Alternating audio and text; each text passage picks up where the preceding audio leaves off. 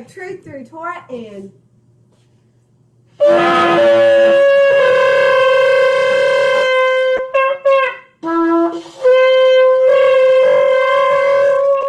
hallelujah. Yay. And that was beautiful. Y'all have really gotten good. So the green babies just blew the shofar.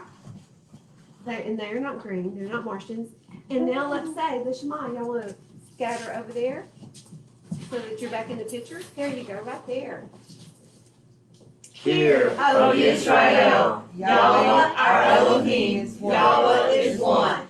And you shall love Yahweh your Elohim with all your heart, and with all your being, and with all your might.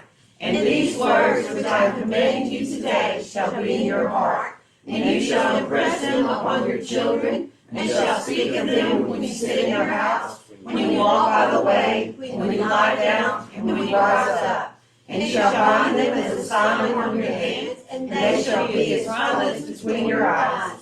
And you shall write them on the doorposts of your house and on your gates. Then it shall be, when Yahweh your Elohim brings you to the land of which he swore to your fathers, to Abraham, to Isaac, and to Jacob, to give you great and good cities which you did not build, and houses filled with all kinds of goods which you did not fill, and wells dug which you did not dig, vineyards and olive trees which you did not plant, and you shall eat and be satisfied. Be on guard, lest you forget Yahweh, who brought you out of the land of Israel, from the house of bondage. Fear Yahweh your Elohim, and serve him, and swear by his name. Amen and amen. That was so beautiful. And guess what today is? Deuteronomy! And it's our Sabbath. No, listen, it's not our Sabbath. Whose Sabbath is it? It's Yahweh's Sabbath. So this is his Sabbath, and we get to spend it with him. It is our pleasure and our honor to get to spend it with him. So guys, what are we starting today? Deuteronomy! Yes, so it's Deuteronomy. I'm so excited. This is my favorite book. That's right, Valerie. I love this book. I love John. I love Ezra. I love the first book of Adam and Eve, Leviticus, Exodus. I love the whole thing. But Deuteronomy sums it all up. So for me, and I heard someone say this the other day, and I think it was Josie, but Deuteronomy was when I was going through it back many years ago. When I was going through Deuteronomy, it was my aha moment of, what? Is this talking about laws? We're supposed to be keeping laws. The New Testament doesn't say anything about laws. We haven't been taught laws. And it's when I went to my preacher and I said, hey, look what Deuteronomy says. Look at all these blessings. You're going to be blessed and you're not going to be sick if you're obedient to his laws. Oh, well, those were done away with. I'm like, I can't find it. I can't find where it says that any of these laws were done away with.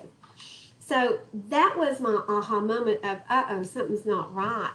Aha. Well, have we've been taught, right? And do y'all know what Deuteronomy is? Come on. What it's words. Devarim. It's the words.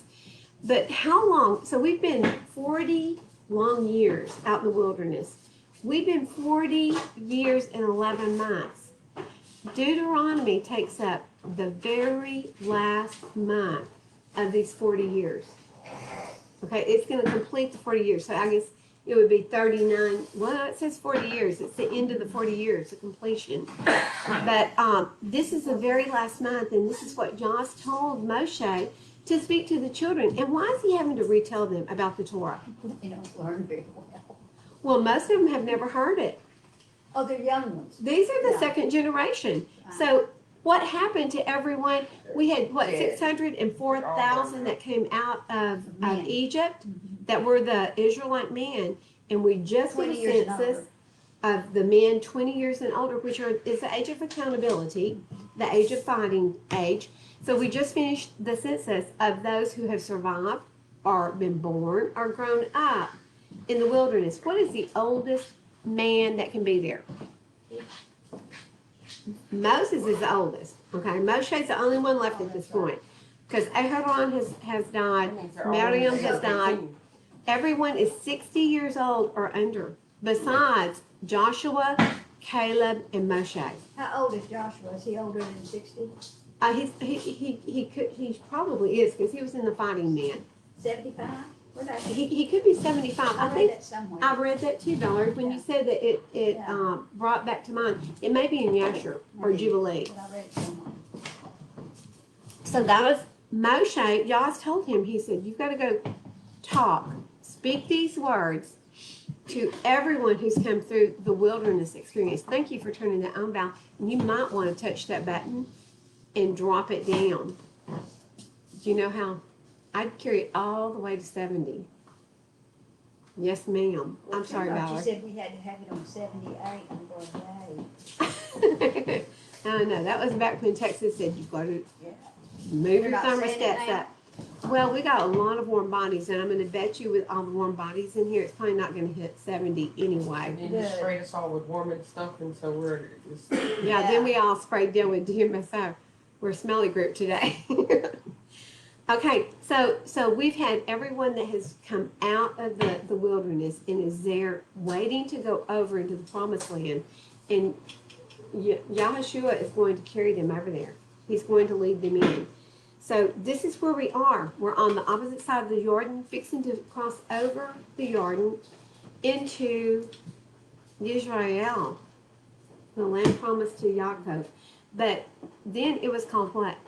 Canaan. Why was it called Canaan? Because Cain stole it from Shem. Okay, in the That was his original son. land grants, what happened was when Noah came off the ark, and we can read this in, I believe it's in Jubilees. I think it's Jubilees 12. But when Noah first came off the ark, Chanel's looking at me, she hadn't heard the story.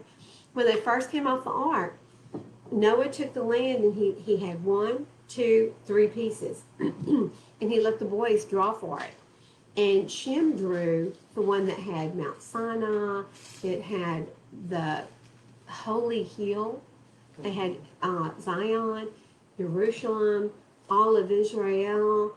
It had all of the very special places, and he was very thrilled that Shem actually drew that land. And so his other sons, Japheth and Ham, they drew the other pieces of property. Well, Ham's son, Canaan, said, I want this land because it's the best land. So they ended up taking it, and that's why it's called Canaan. But I find it very fascinating that Yah honored that name because he still called it Canaan. He didn't say, oh no, this is Shem land or the land of Shem. He honored that this land has been named Canaan by the one who stole it. And That's interesting to me. That's kind of like us today. Hasatan is trying to steal the kingdom from us. He's trying to do the same thing. It's our land, but he's trying to not allow us to get to it. That's it. Yeah, same thing. That is so right. Wow. Yeah. You got that. That is so true. He's trying to split it up. Yeah. He's trying to Well, it's divide the not land. his, and he's trying to keep us from getting to it. Yep. It's like that was Shem's, and What fueled Satan? And this isn't part of our Torah study today, but what fueled him? jealousy. He wanted people to bow to him. He wanted the same kind of reverence and praise that Yahweh got from he people. wanted to be God. If you go through the first book, and that is very accurate, Jesse, when you go through the first book of Adam and Eve, what you see is that when Yah made Adam, and you don't find this in Scripture, so I don't find any other corroborating passages, so I can't say this is true, but it does say this in the first book of Adam and Eve, that when Yah made Adam, he brought him into the presence of all the angels, and he told them they were to be obedient to the man figure that was made in the figure of who? Yah. So he was in the image of Yah. And so basically he was saying, you will worship him. He is just like I am. And that's when Hasatan went ballistic, because he was Yah's favorite. He was the most beautiful in the garden. And so since then, what has he been trying to do? He's trying, Steal and destroy. because what does he know? He's got to win, or he's going to be locked away forever and ever and ever in what? He will go to the lake of fire. Now, none of the people will, but Hasatan will go into the lake of fire. But guys, for those of you who may not know the fullness of truth, when we leave the judgment seat, you will either be cast into the fire and burned up, or you will go into eternity. So it's only one of the two. There's no eternal punishment forever and ever and ever for us as humans. Y'all created you. He's our Father. And listen, even if you've got a bad child, you love that child. In fact, generally what we find is we love and pray over that child more than we do the others because we're so concerned for them. And so as a parent, I can tell you, if one of my children is not in a good place, that's the one I'm usually concentrating on. Do you think Jan is any different? He's more so. He wants that not one should perish, but that everyone should come into. He would love it if all of his kids ended up in eternity. I mean, we either That's his. go, it's eternal in the garden with him, or it's eternal punishment, which is to be burned up and not be in the garden. I mean, there's no more chance. I mean, that's it. You don't exist no more. That's eternal. Okay, to me that would be eternal hell, to be separated from Yah forever. I don't know that you even know that you're separated, but you're gone. You're not existing anymore. So. And everyone is his child. Mm-hmm. So he loves everyone, and he wants everyone to be in the kingdom with him. That's but it's right. a choice. He gives us free will, and that's. But listen, if you've got a house and you're inviting people to come in and live with you, who are you going to invite? The people that are going to do what's right. The You people don't who want are a bunch going. of outlaws. That's right. You don't want a bunch of rebels in there. You're going to invite the ones that are going to adhere to your house rules, right? You don't want a bunch of rebels and troublemakers and people who stir up trouble. You want a bunch of people who are like-minded. And that's what we look forward to in the kingdom. Don't you stir up trouble over there, Grant. I'm watching you. Hey, can I turn this on? Yes. Chanel is more capable than you. Delena's on. Oh. Hey, Deline. Kermit, Texas, and she's not kin to Kermit, the frog. How are you doing, Deline? We prayed for you this morning, and we need to pray right now. Valerie, would you open us in prayer? We just come to you in the precious, precious name of Yahushua, that name that is above all other names, means the right hand of salvation of Yah. So we thank you, and forgive us because we do fall short of the glory of Yah, and these prayers we want to be lifted up to the throne gates. And we just thank you for this day, and for the people that are on live stream, especially Deline. We just pray that you will touch her, heal her, send down the healing angel Raphael to just from the top of her head to the tip of her toes, do what needs to be done to every part, just to melt away the illnesses and the sickness that are trying to take over her body. Because Yes. you created her marvelously and wonderfully. You put Deline together.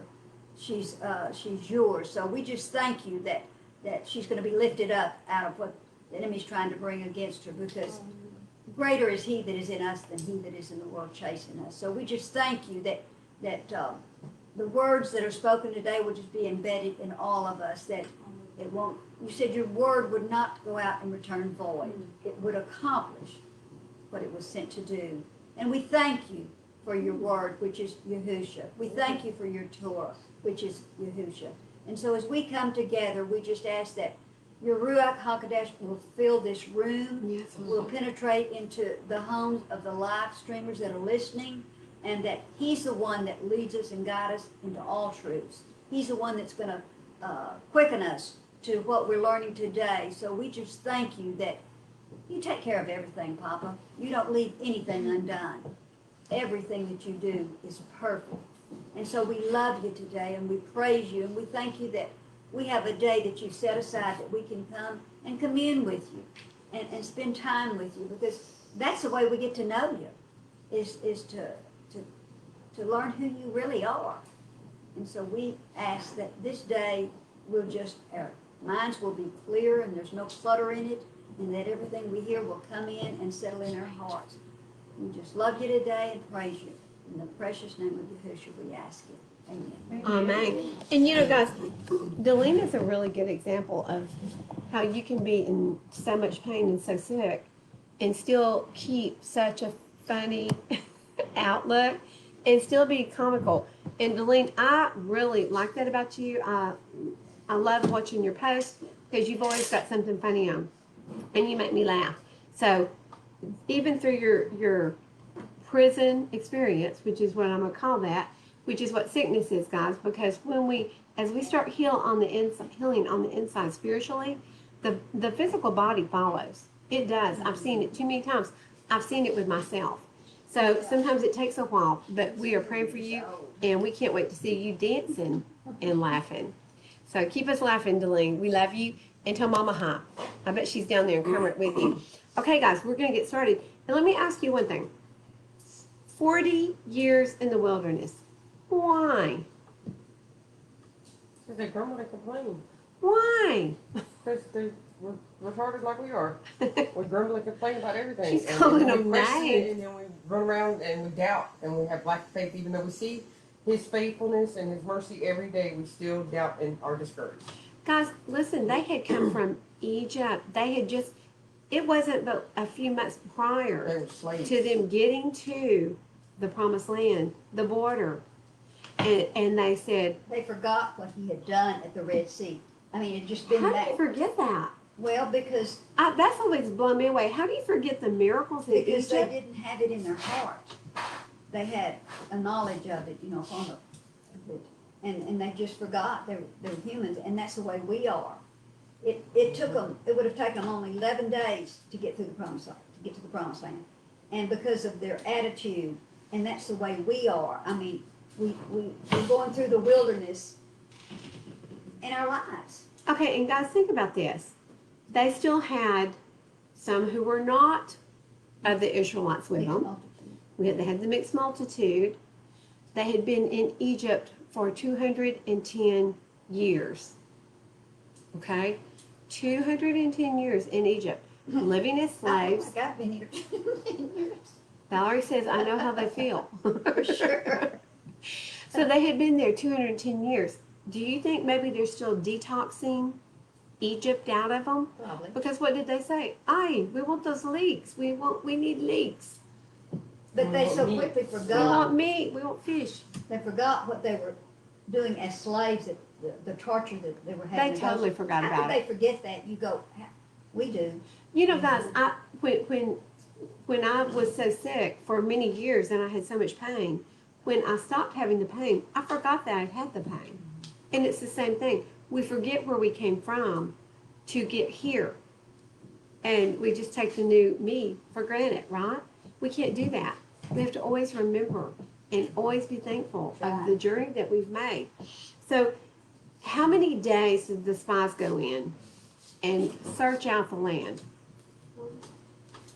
40. Very good. So a year for a day. You don't want to go into my land? I've promised you this land. I've told you it's the land of milk and honey. You go in there and you come back and you go, we look like grasshoppers to these giants and they're going to eat us. We're going to be like bread to them. So you don't want to go in? That's fine. You will wander about for 40 years. A year for every day that the spies spied out the land.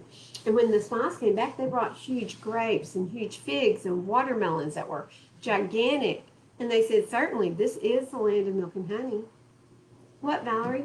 Well, I just laughing about, Val and I went to pick grapes yesterday, and I could just see us bringing back huge clusters of grapes, We had 2 boxes, but that just entered my mind, looking and seeing us, her dragging me. Boy, I have to worry. This one I worry about. I She know says it. she's been here 210 years, and now she's talking about carrying clusters of grapes on it. I can just imagine. Oh, boy. Wouldn't that be awesome, though? Can you imagine just one Imagine. cluster would feed you for a long time? Yeah. One grape was. Just one grape, a meal. We can That's split a right. grape. Hey, you want to Lots split of a grape? work. If we say you want to split a grape today, somebody would look at you like, no, not with you. Yeah. Okay, are y'all ready to start our Torah portion? Yeah. Finally, Deuteronomy. Again, yay, it's my favorite verse. And we're going to be reading Deuteronomy 1 through 3:22, and then we're going into Isaiah. And Val and I were talking before class, and she said, these are my two favorite books, Isaiah and Deuteronomy. And I love them both. I don't find many books in the Bible I don't like. Either. Job kind of got me down. I'm like, more. I can relate to Job so much. So See? it's just inspiring the way he just, like when they came back, one servant didn't have time to finish saying what he was saying before the other one was coming with more bad news for him. I know. And I know that we've all had times in our life that it just feels like that's how it happens. And instead of getting down, Yes. he takes his clothes off and he says, naked I came into this world, naked I will go out. Praise the name of the Lord. You know, he was okay with everything, losing his family, losing his house, losing his whole crops, his cattle and everything. And he just fell down and praised Yah for everything that he was going through. And it's just like, you know what? Yeah, I can do And that. he was called a righteous man. Yeah. Do y'all know his history? Yes. Okay, does everyone know his history? Probably not. So, Job was actually one of Pharaoh's Seer, uh, advisors. advisor. Thank you, Valerie. He was an advisor to Pharaoh during the time that Moshe was a baby. I didn't know that. He is the one that actually advised along with Balaam. Well, these Israelites, they're just multiplying like bunnies. If you'll take the males and cast them into the creek in Egypt, known as the River Nile, the crocodile god will eat them up, and we don't have to worry about them.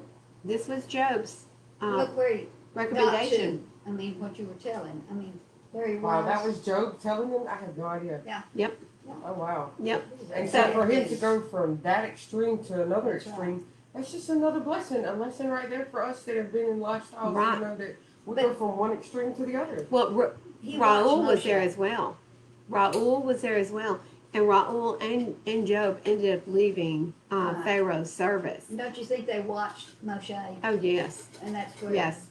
And that's what we have to be so careful. We should be on our toes.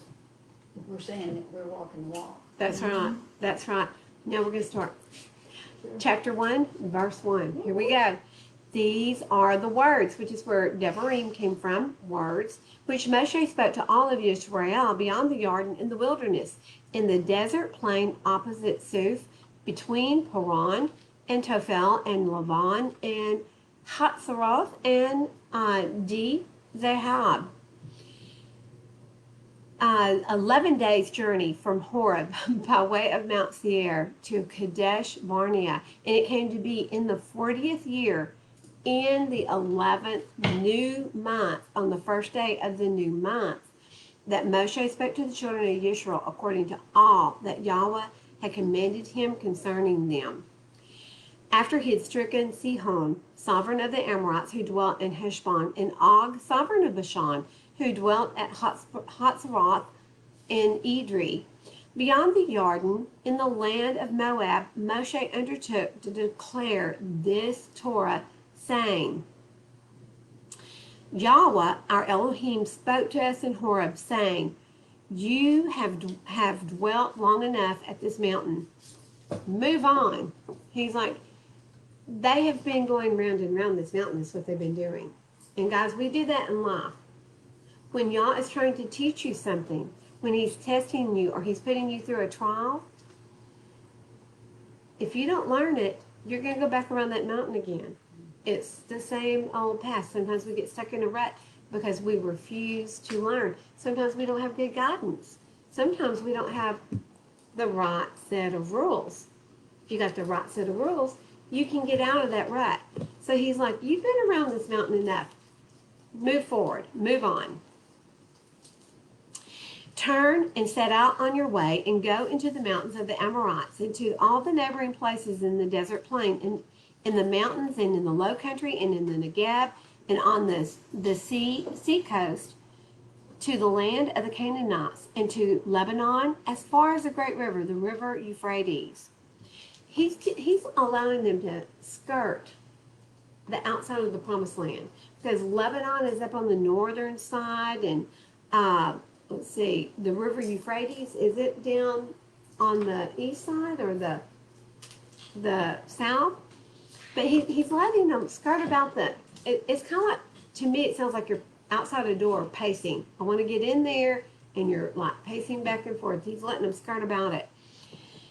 Verse 8, see, I have set the land before you. Go in and possess the land which Yahweh swore to your fathers, to Abraham, to Ishak, and to Yaakov, to give to them and their seed after them.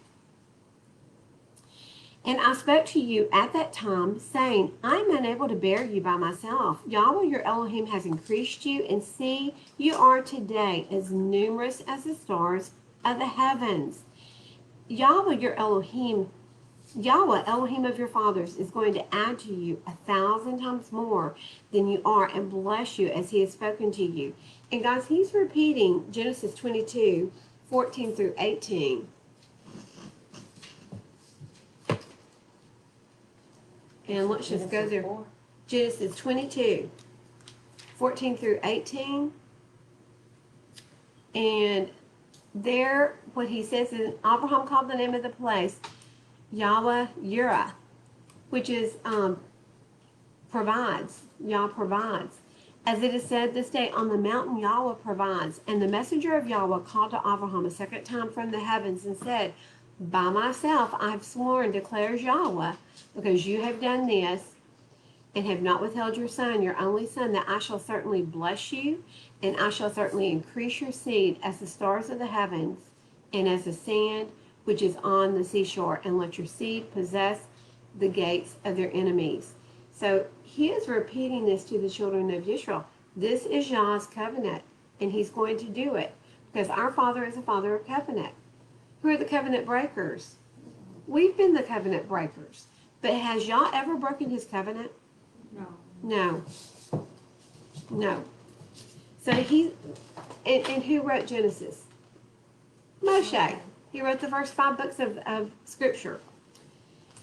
And so we are in verse 12, and he said, how do I bear your pressure and your burden and your strife by myself? Choose men, wise and understanding, and known to your tribes, and let me appoint them as your heads. And you answered to me and said, the word which you have spoken to us is to do is good. And I took the heads of your tribes, wise men and known, and made them heads over you, leaders of thousands, leaders of hundreds, leaders of 50s, leaders of 10s, officers for your tribes. And guys, the way he set this up is exactly the way the Sanhedrin Council is set up today. It was set up in the exact same style. But who actually counseled with him and said, this is what you need to do. You can't bear this. Raul, his father-in-law. And Raul was also a counselor to Pharaoh. And Raul was basically said, Pharaoh, you don't need to do anything to the Israelites, because Yah has blessed them.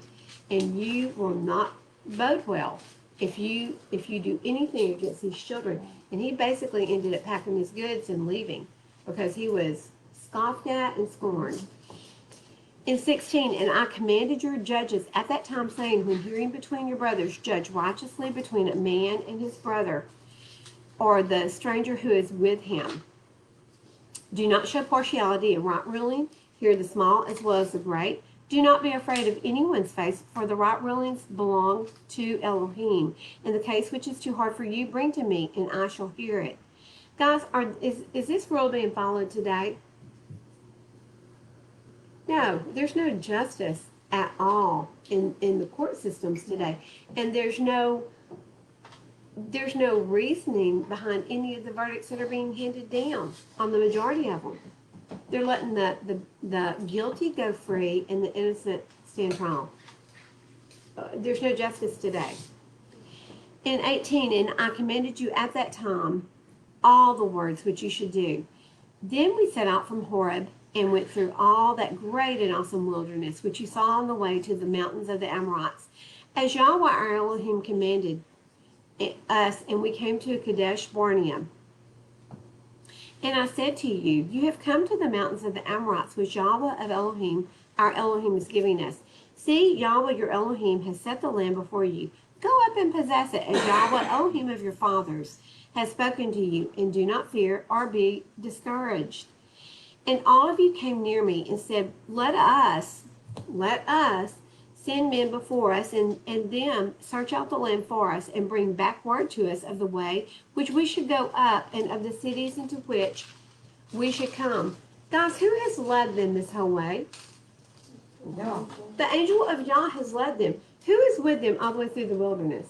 The angel of Yah, Yahusha, is with them the whole way. He has led them all the way to the mountains of the Amorites, and suddenly they're like, let us send our own men into this land and see which way we should go in. Well, is the leader of your pack not good enough now? I mean, suddenly Yahusha is not good enough. The angel of Yah is not good enough to lead you. And the matter was good in my eyes. So I took 12 of your men, one man from each tribe, and they turned and went up into the mountains and came to the Wadi Eshkal and spied it out. Now, if you go to the book of Yashar, what you find is Yahweh allowed. He allowed Moshe to make this determination, because Moshe didn't just go, okay, yeah, that sounds great, go do it. He went to Yah with everything. And so Yah had to put his stamp of approval on it. But it was the children of Israel who actually asked for it, because they didn't what? Trust and believe. I have a question for you real quick. What does wadi mean? A wadi is a valley, Okay. or probably a better description would be a riverbed. So it could be a dry riverbed, because we're out in the wilderness, we're in the desert. When the rains came, the wadi became very lush. But in the dry season, it was probably more like a dry bottom that you go through, where you see the signs that say caution, flash flood zone. Okay. Forbidden zone. Forbidden zone. Well, actually, you'll go through areas and it says flash flood zone. So it doesn't say forbidden, because you can go through it. But it's just But saying, you just have to be 'cause at any careful, time- because when the rains come in the mountains, that water's going to come like a wall, and it could wash you away. So if there's a storm brewing, Okay. watch the direction that the river comes from. In 25, and they took some of the fruit of the land in their hands and brought it down to us, and they brought back word to us, saying, the land which Yahweh our Elohim has given us is good. But you would not go up, and you rebelled against the mouth of Yahweh your Elohim, and you grumbled in your tents and said, because Yahweh was hating us, he has brought us out of the land of Mitzrayim to give us into the hand of the Amorites to destroy us. Guys, we could go back, but we're not going to, because everybody knows what was going on in Egypt. They were literally being punished and tortured and worked to death without any cares whatsoever, weren't they?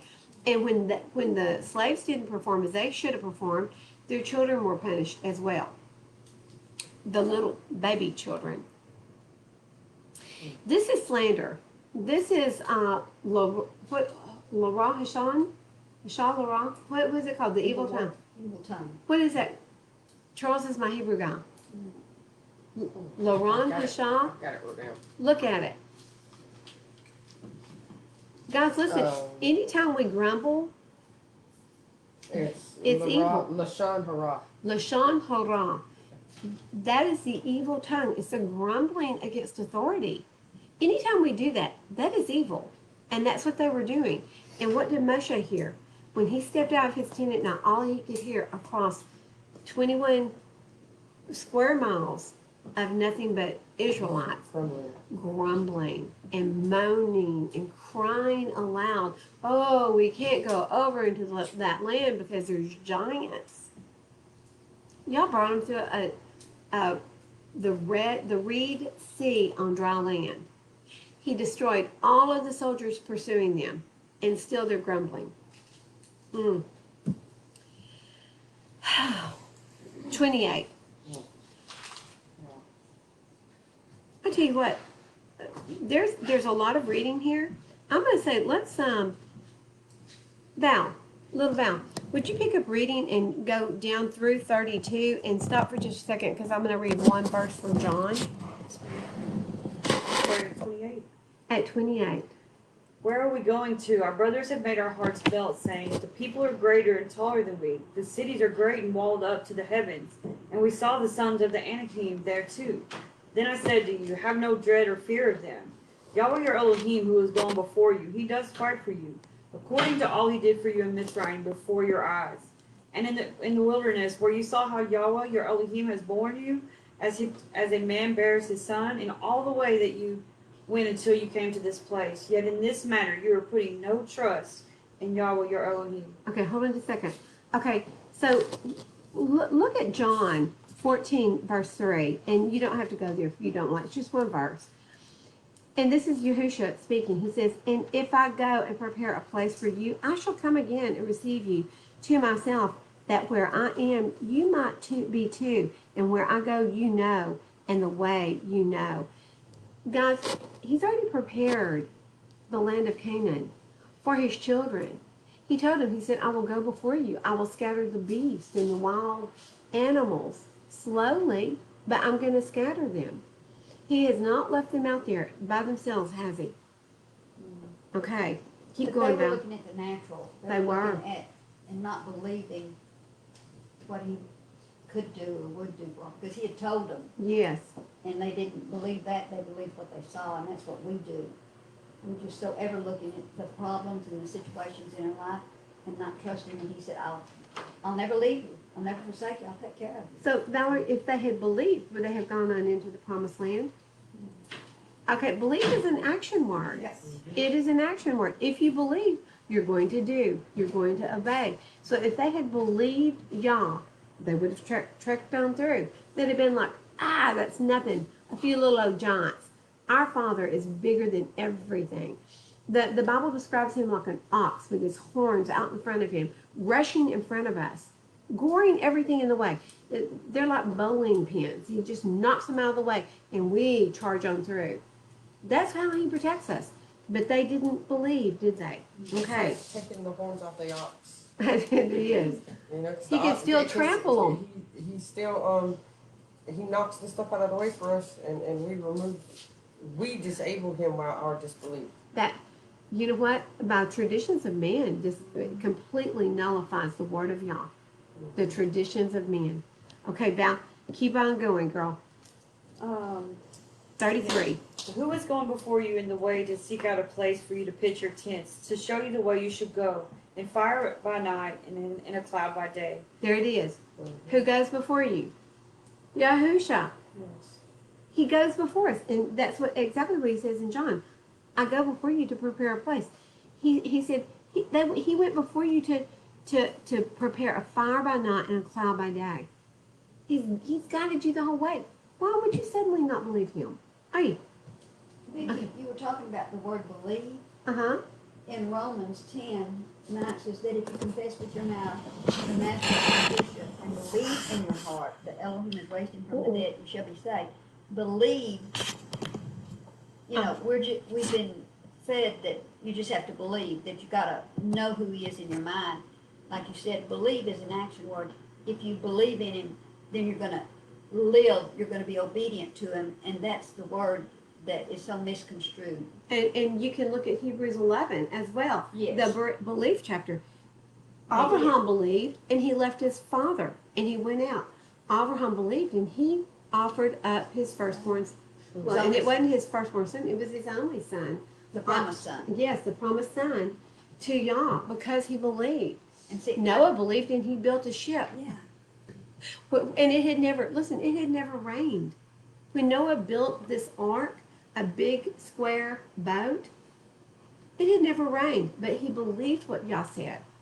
So if you believe, you do. You do, act. and that's what we've been so Thank you, Valerie. Whatever the word is, Misguided. misguided. Thank you, because we just think we've got to believe in our mind, and that's it.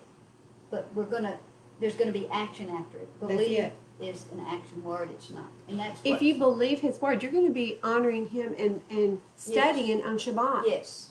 If you believe his word, and his word is true to you, you're going to be doing all of the 10 Commandments plus, guess what? Sorry about this, and nobody wants to hear it, but all the 603 that actually apply to you. Right. Bailey said, absolutely.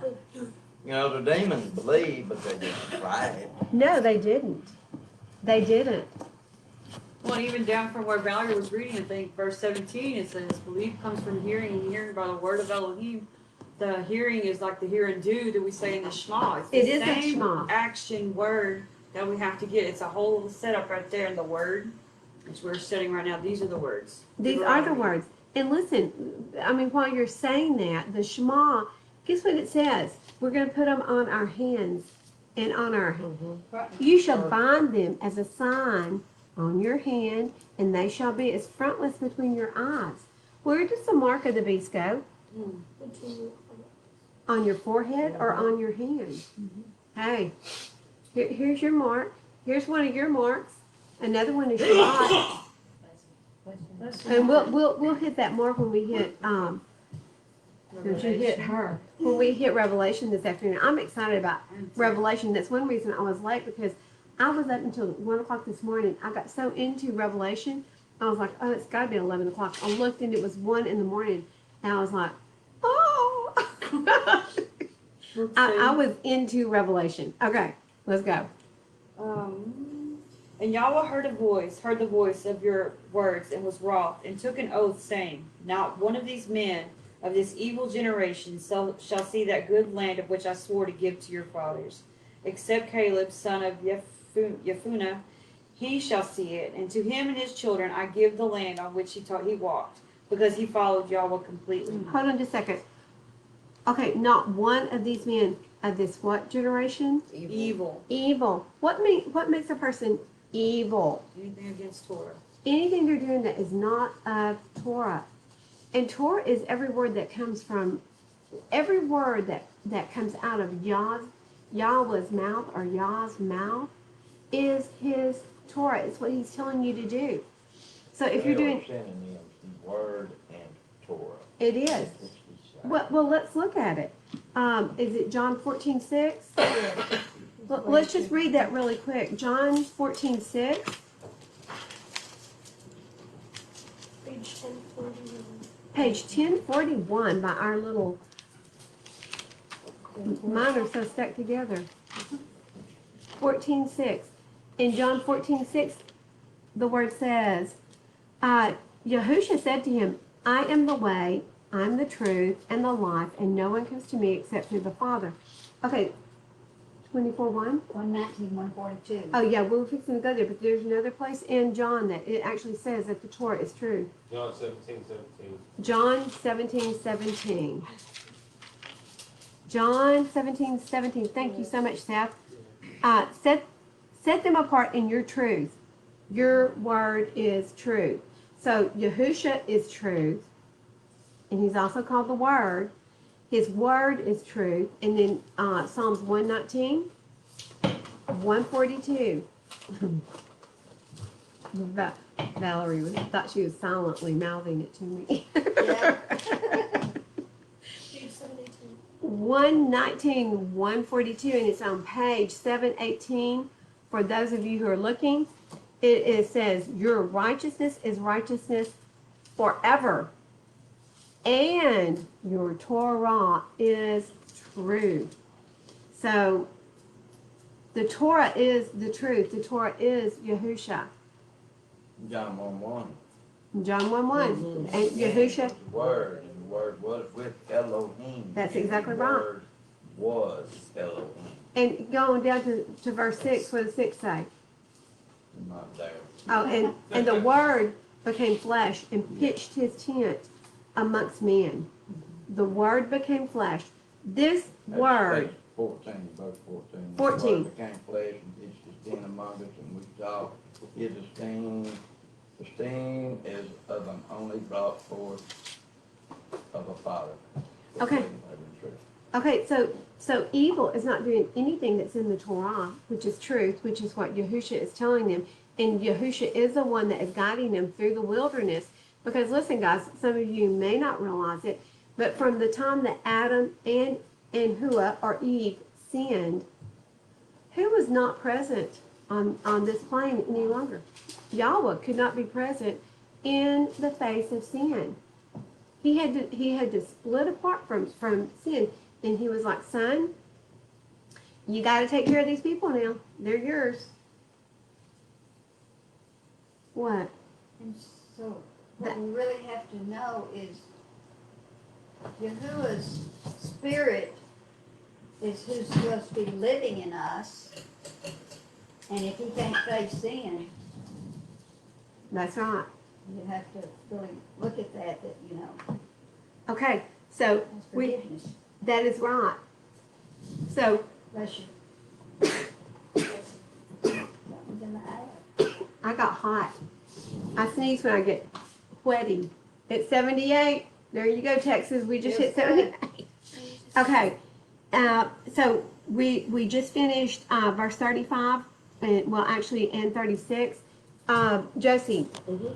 would you start at 37? And what you'll hear is me go, hold on just a second. Okay. If I add something. And Yahweh was enraged with me for your sakes, saying, you do not go in there either. Why? Because they were grumbling and complaining, and because he hit the rock at Meribah There you instead of, In Numbers 20, verse 7 through 11, we see the story of where Moshe did not do. It's the only time we see that Moshe didn't do what Yah told him to do. And It guys, was as simple as speak to the rock. Speak So to the rock. He gets this thing. That's Speaking right. of Yahweh, instead Moshe smote the rock. He smote it twice, didn't he? Yeah. Mhm. He He hit had it, told him the first time to, speak to it. strike it. strike Right. it. And so, you know, probably he thought, well, you know, Guys, he was mad. He had just lost his sister. yeah. His Uh, brother. I think Aharon had not died yet, but I think he had just lost his sister.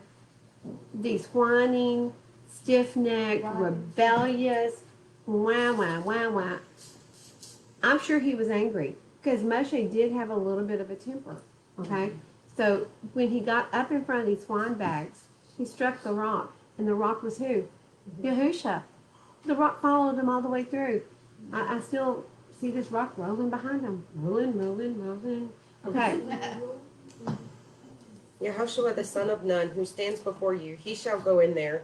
Strengthen him, for he shall cause Israel to inherit. And your little ones and your children, who you say are for prey, who today have no knowledge of good and evil, they are going in there, and to them I give it, and they are to possess it. But- Guys, think about that. What did the men say? Oh, our children are going to be eaten. They're going to be prey. They didn't even think they For were the strong enough to protect their own Canaanite. children. Yeah. Well, they're going to eat us. They're going to eat our children. We're all going by the way. What, Valerie? Verse 36. Caleb went into the promised land because he followed Yahweh completely. Yes. We need to really think about that. Yes. That's the way we should be doing, as much striving to follow him completely as we can. Guys, was he even an No. Israelite? He was Ken. He was a Canaanite. Was not even an Israelite. Do you know what his name meant, Caleb? Faithful, like a dog. Faithful like a dog. So, Grant, if you get on to Baxter, does he, and you have to spank him or discipline him, does he come right back and go, oh, I love you so much? Sometimes. Oh, does he have one of those personalities? Bites me sometimes. Oh, he bites. Play A play bite. See, he's trying to get your love. He's like, I just want you to love me. Okay, so Caleb was that kind of love. He was faithful no matter what. He was that kind of loyal to Yah, no Well, it matter shows what it took. Yeah, and it shows that he was grafted in. Yes, He's going to probably represent the house of Israel, and then yes. Yahusha is the house of Judah. The house of Yehuda, which is beautiful. Okay. Okay. So, but you turn and take your journey into the wilderness by the way of the Sea of Reeds. Then you answered and said to me, we have sinned against Yahweh. We ourselves are going up, and we shall fight, as Yahweh our Elohim commanded us. And when each one of you had girded on his battle gear, and you were ready to go up into the mountain, and Yahweh said to me, say to them, do not go up nor fight, for I am not in your midst, lest you be smitten before your enemies. Okay, So- hold on just a second. Mhm. What is that called? What did they just say? He said, "Don't go up. I'm not with you." And what did they say? We're going up. This was after they refused to go up. Now they're like, "Oh no, we're going up. You told us to go up, a few days ago. Now we're going up." That's how we He's are. telling them, "You will be smitten before your enemies." In Numbers 14:42 through 43, little Val, would you read that real quick before Jesse goes forward? And Bethany, I'm just going to yell at you, calling you to read. Do not go up lest you be smitten by your enemies, for Yahweh is not in your midst, because the Amalekites and the Canaanites are there before you, and you shall fall by the sword, because you have turned away from Yahweh. Yahweh is not with you. What do we have to do at that point? If we've turned away from Yah, what do we have to do? They have to turn back to repent. We have to repent to Shuvah and turn back to Him. So they had turned their backs on Yah. They went up to fight, and what happened? They got beat Ran off. all the way back down, it was miles that they got beat. It was kind of sad, kind of embarrassing. Nobody wants to be beat like that. Okay, 43. Okay. So I spoke to you, and you would not listen, and rebelled against the mouth of Yahweh, and acted proudly, and went up into the mountain. Then the Amorites who dwelt in the mountain came out against you, and chased you as bees do, and drove you back from the seer of Hamorah, and you returned and wept before Yahweh. But Yahweh would not listen to your voice, nor give ear to you. So you dwelt in Kadesh many days, according to the days that you dwelt. Oh, wow. So they weren't obedient to Yah. They got, embarrassingly whipped. And then they come back begging. But why won't He listen to them? Look at Proverbs 28:9. And guys, we need to remember, this is a lesson for everyone. When we're rebellious and when we've got our backs turned to Yah and to His Word, listen to what He says. He who turns away his ear from hearing the Torah, even his prayer is an abomination. Why are Hearing the so? what? Torah, the instructions, the right rulings. If you don't want to listen to Yah's instructions and His right rulings, your prayers are an abomination to Him. How's that? How guilty does that make you feel? I mean, how many times have you heard people who are going to the regular churches and they're like, "Well, I've been praying and praying and praying, and God just doesn't hear my prayer. I wonder why. When are you praying? When are you spending time with Him?" Because if you're studying the Word, guys, there's no way that you don't see that the Sabbath is on the seventh day and not the first day. Even the calendar, even the secular calendar has got Sunday as the first day of the week. Okay? There's no way you don't know that. So if you're studying the Word to show yourself approved, you should already know all this. Psalm 66:18 says, if I, I was going to just ask somebody to read that. Go read 17. 17 says, I called to Him with my mouth, and praise was in my tongue. If I had seen wickedness in my heart, Yahweh would not hear. If I saw wickedness in my heart, y'all would not hear. Okay, let me hear someone read Isaiah 1:15. Yeah. And I also have 1 John, Peter Yeah. and James 5:16. you've got 1 John 3:22. Can I say Yes, 1:15? yes. Isaiah 1:15 for Grant. And when you spread out your hands, I hide my eyes from you. Even though you make many prayers, I do not hear. Your hands have become filled with blood. So you stretch out your hands to Yah. Listen, you're praising, you're worshiping, you're stretching out your hands to Him, and He does not hear. Because why? If your hands are filled with blood, you're guilty of murder. You're guilty of something not good, right? So you're guilty. James 5:16. Who's got it? Who's got it? You don't got it. Do you have it, Grant? I got it. Val? Confess your trespasses to one another and pray for one another so that you are healed. The earnest prayer of a righteous one accomplishes much. Ooh, righteous. What does it mean to be righteous? Dennis. Deuteronomy 6:25 says, "It is righteousness for us when we go to do all the commands before Yahweh our Elohim is commanded us." So it is our righteousness. We have to have our righteousness to get us to that righteous gate, which is our Messiah. But listen, guys, without our Messiah, you're not getting through the gate. Your righteousness is as dirty rags, so you're not getting through the gate. Even if you've got your righteousness and you get to the gate, There still is You better filthy have- rags, so you're still as filthy rags, and you better have. our righteousness is to guard His commands. So that's how we are as righteous as we can be. That is exactly right. I want to go through just a really quick trail, and then Bethany, I want you to start reading in Deuteronomy 2:1. Go ahead, Valerie. Well, there's another one that says in 1 John 3:22, and whatever we ask, we receive from Him because we guard His commands and do what is pleasing in His sight. Guys, He listen. hears us because we do His commands. Listen to what we're hearing here. He hears your prayers because you're His good, obedient children. How would you feel if you tell your children, and why do you tell your children? Why do you give them little rules here and there? To protect them, to help them to live long and prosper. Not because you're a mean parent. Bailey says because you're mean. It's because you want them to live long and you want them to prosper. So when we see our children obeying us, how does that make you feel, Bethany? Good. It makes you feel like they love you and respect you, doesn't it? So how do you think Yah is any different? Well, Val was talking about that yesterday. Remember you said about how you showed him that you love him by doing what he said. We were talking about that yesterday. Remember what you said? No, No. left my brain. Okay, but she was saying something about that if we do what we're supposed to, that shows him that we love him. Yes.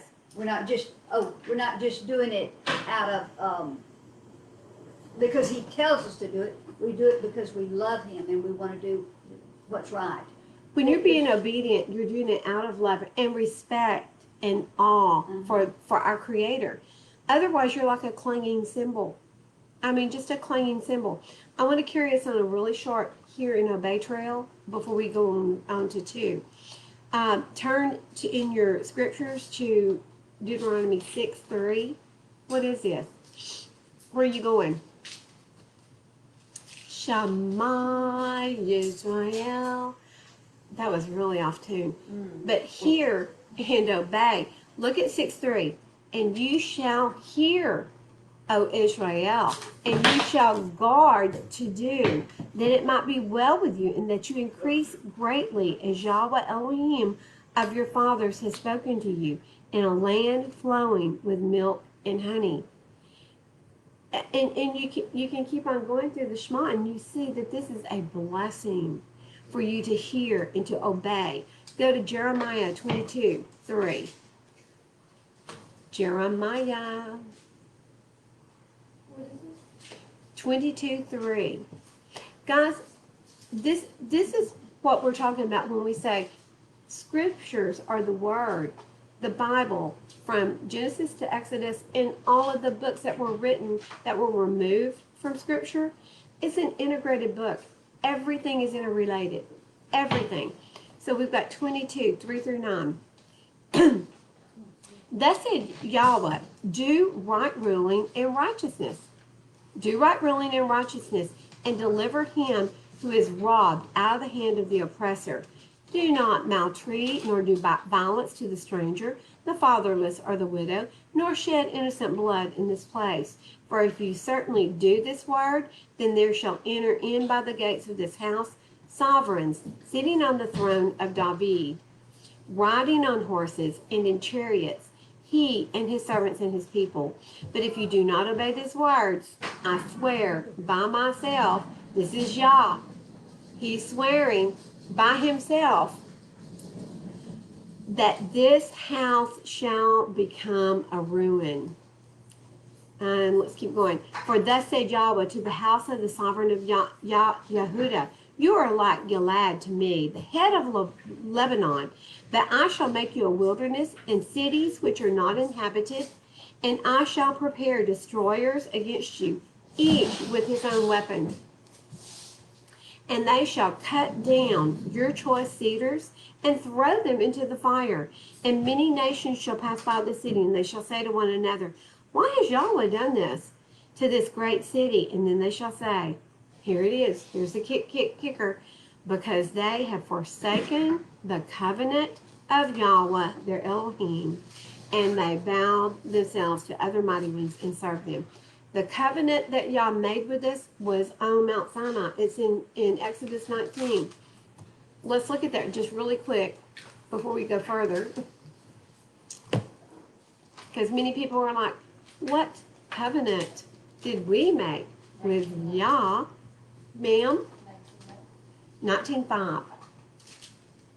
And now, if, and I like the way Seth puts it, this is a big word. It's only 2 letters, but it's a big word.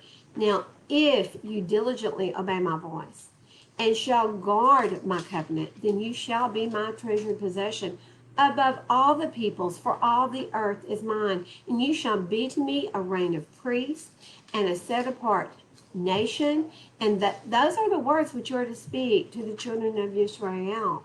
And Moshe came and he called for the elders of the people, and he set before them all these words which Yahweh commanded. And all the people answered together and said, all that Yahweh has spoken, we shall do. And we've taken everyone in this room, except Noah, his new boy. Oh, and Josie. Let's see. Oh, and Val. Oh, we might want to do another Val. And Chanel. We've got a lot of new people. Guys, we all took this vow. It's like a wedding vow. I do. Do you agree to follow my commands? Will you diligently guard my covenant? Will you diligently obey my voice? Because if you will, you're going to be my treasured possessions. And we all said, I do. All that you say, y'all, we will do. So that's the covenant that we made with him. Go to Luke 8:21.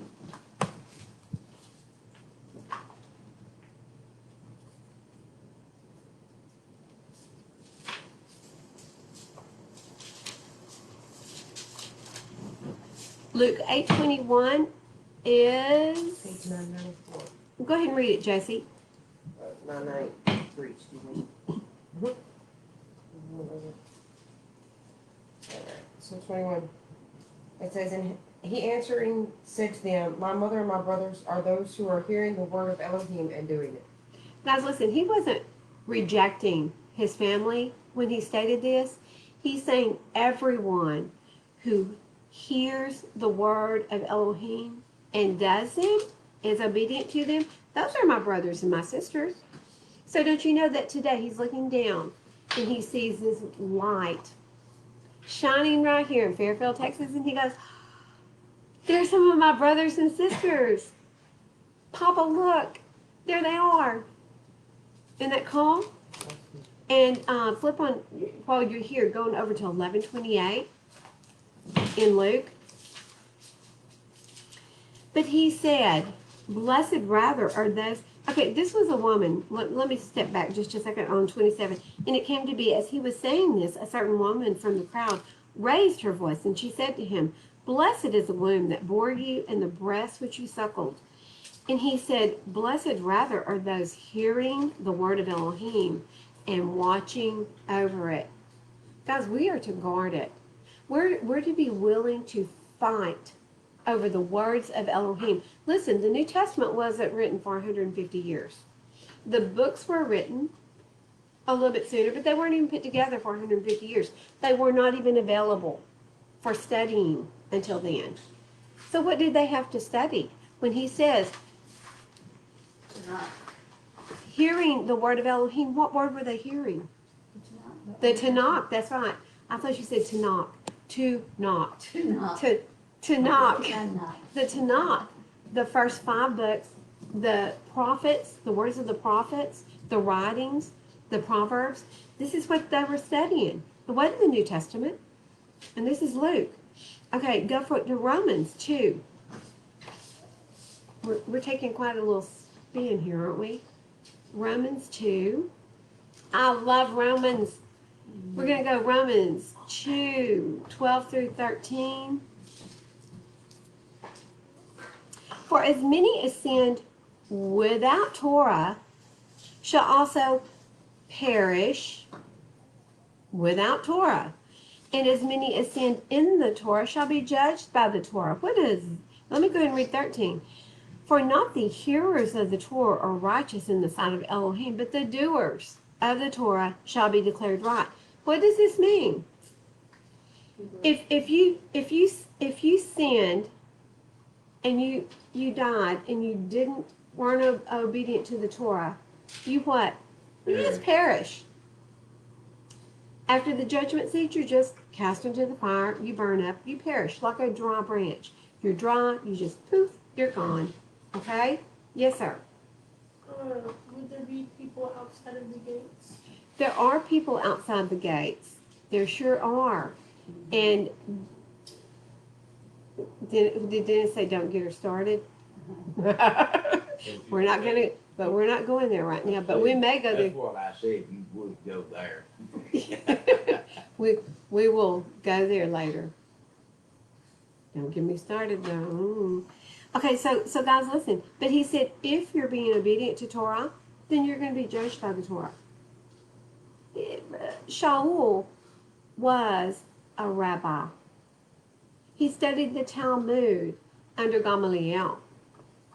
The law, he said, was done away with was the Talmud.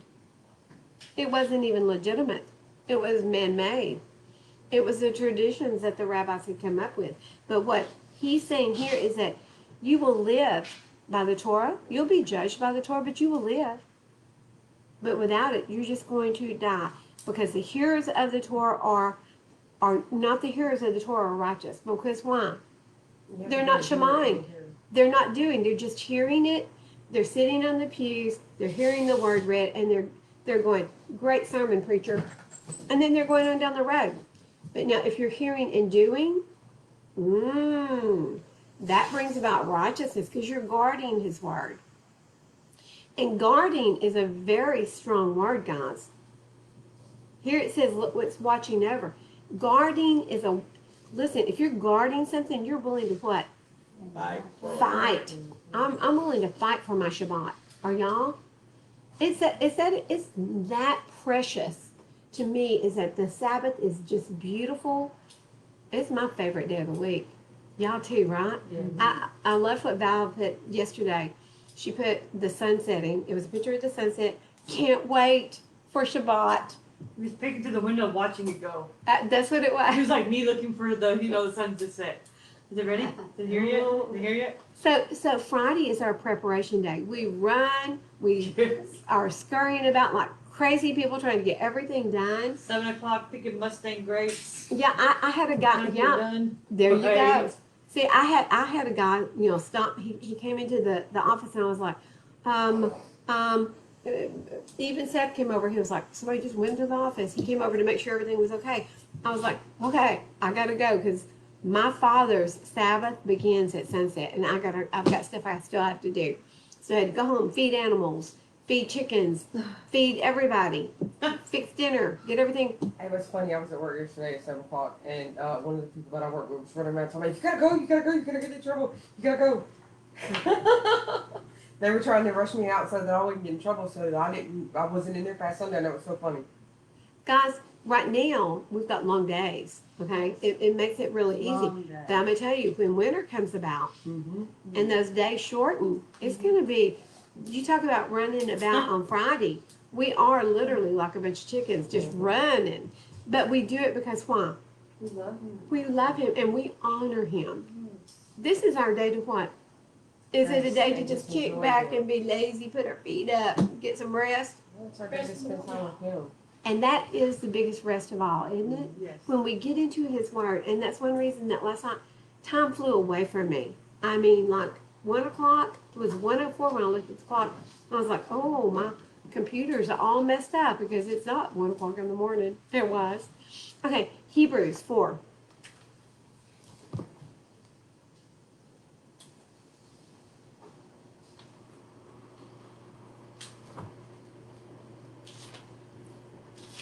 And we are going 2 through 12. For indeed, the good news was brought to us as well as to them, but the word which... Oh, I'll make sure I'm not leaving something out. Let's go back to 3:18. And to whom did he swear that they would not enter into his rest, but to those who did not obey? Didn't obey. Weren't taught. Listen, this is where my heart breaks and where I grieve, is that many were never told there was anything to obey. And because they're not studying, as Shaul told Timothy to do, study to show yourselves approved. Since they're not studying to show themselves approved, they still don't know that there's anything to obey. And to whom he did swear that they would not enter into his rest, but to those who did not obey. So we see that they were unable to enter in because of unbelief. Therefore, since a promise remains of entering into his rest, let us fear, lest any of you seem to have come short of it. For indeed, the good news was brought to us as well as to them, but the word which they heard did not profit them, nor having been mixed with belief in those who heard it. So, if it had been mixed with belief, what would happen? They would have done it. They would have been obedient to it. For we who have believed do enter into that rest, as he has said, as I swore in my wrath, if they shall enter into my rest. And yet his works have come into being from the foundation of the world. For somewhere he has said thus about the seventh day. He brought up the seventh day. And Elohim rested on the seventh day from all his works. And in this again, if they shall enter into my rest, since then it remains for some to enter into it, and those who formerly received the good news did not enter in because of disobedience. How many people do you hear say, well, that's not my Sabbath? Well, no, it's not my Sabbath either. It's Yah's Sabbath. And I'm obedient to his Sabbath. He again defines a certain day today, saying through David so much later, as it had been said, today, if you hear his voice and do not harden your hearts. For if Yahushua had given them rest, he would not have spoken of another day after that. So there remains a Sabbath keeping for the people of Elohim. For who? The people. Does it say anything there about the Jewish people? No. No. Does it say anything even about the Israeli people? We're in Hebrews. If it wasn't good for all of us, it would definitely have said it here. It would have said just for the Jews. But no, it says for Elohim's people. I'm one of Elohim's people because I love him. How about you, Val? I'm an Elohim gal. Yah's gal. Valerie, Dennis, Grant Cephas. Grant Cephas. 1 John 2.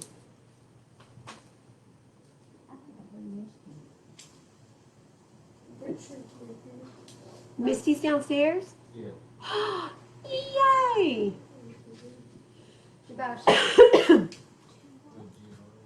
First John 2, 1 through 7.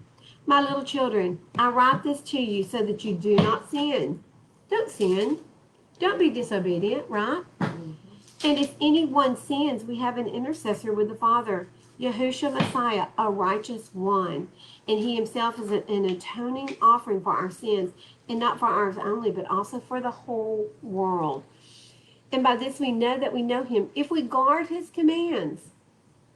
Whoa, is this in the Brit Hadashah? Is this in the New Testament? How'd this get in here? If we guard his commands, we know that we know him.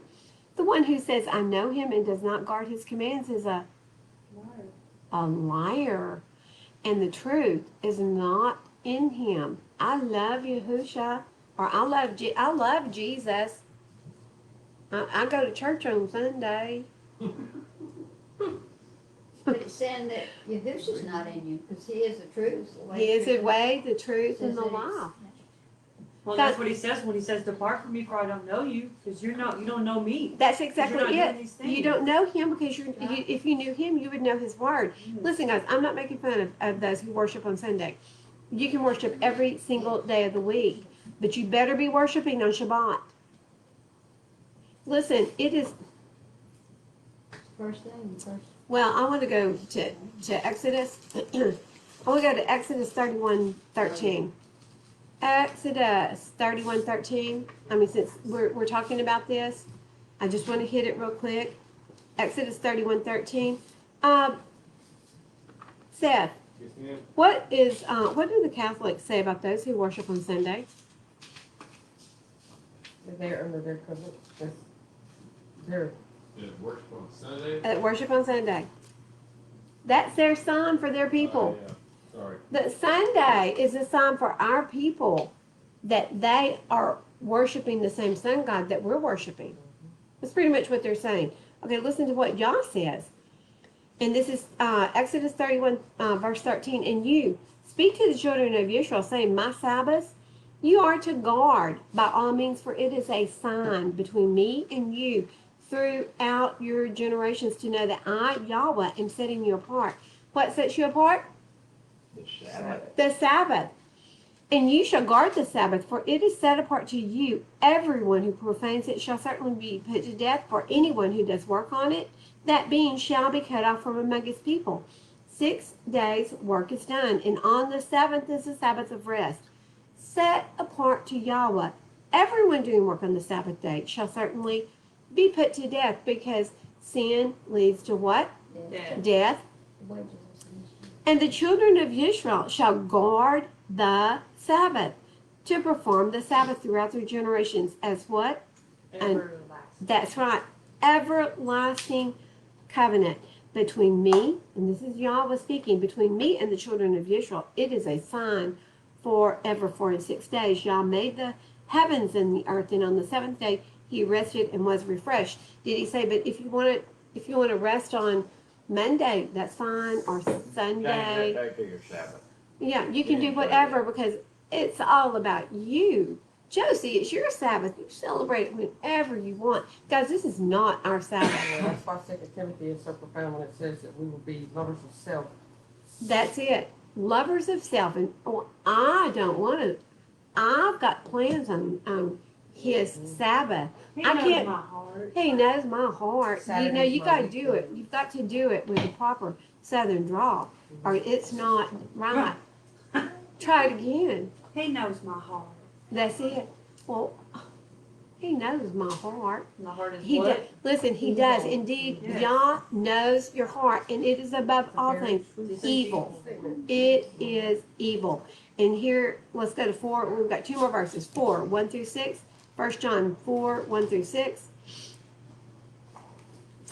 Beloved ones, do not believe every spirit, but prove the spirits, whether they are of Elohim, because many false prophets have gone out into the world. Indeed, the seminaries have sent many false prophets out into the world, speaking the doctrine of grace, which doesn't exist. Our Father, Yah, was full of grace from the beginning to the end. It is His grace that allows us to walk out this Torah. We couldn't be obedient to it without His grace. We couldn't.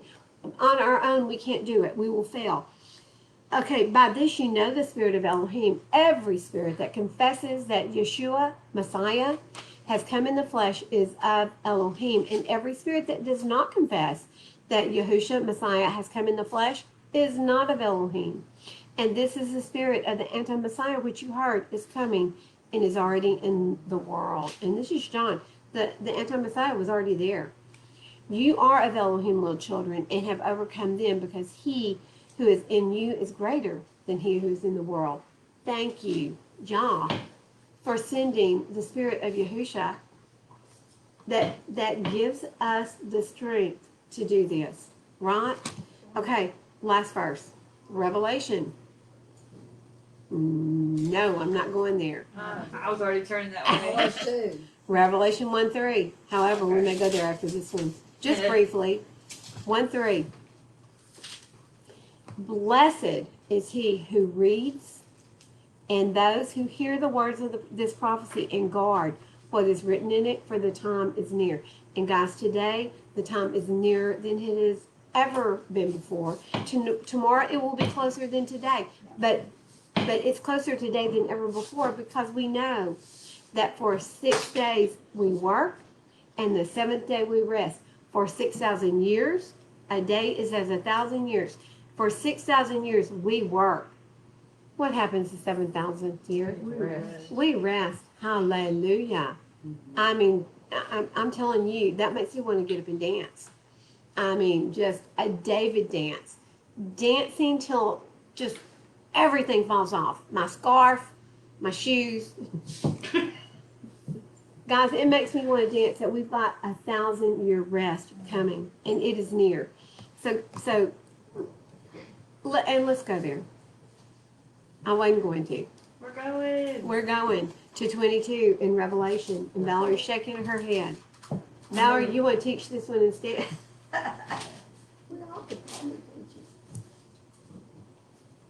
We're going to verse 12 and 22. And guys, listen. This is at the end of the book. Okay, it's the very last chapter in the very last book.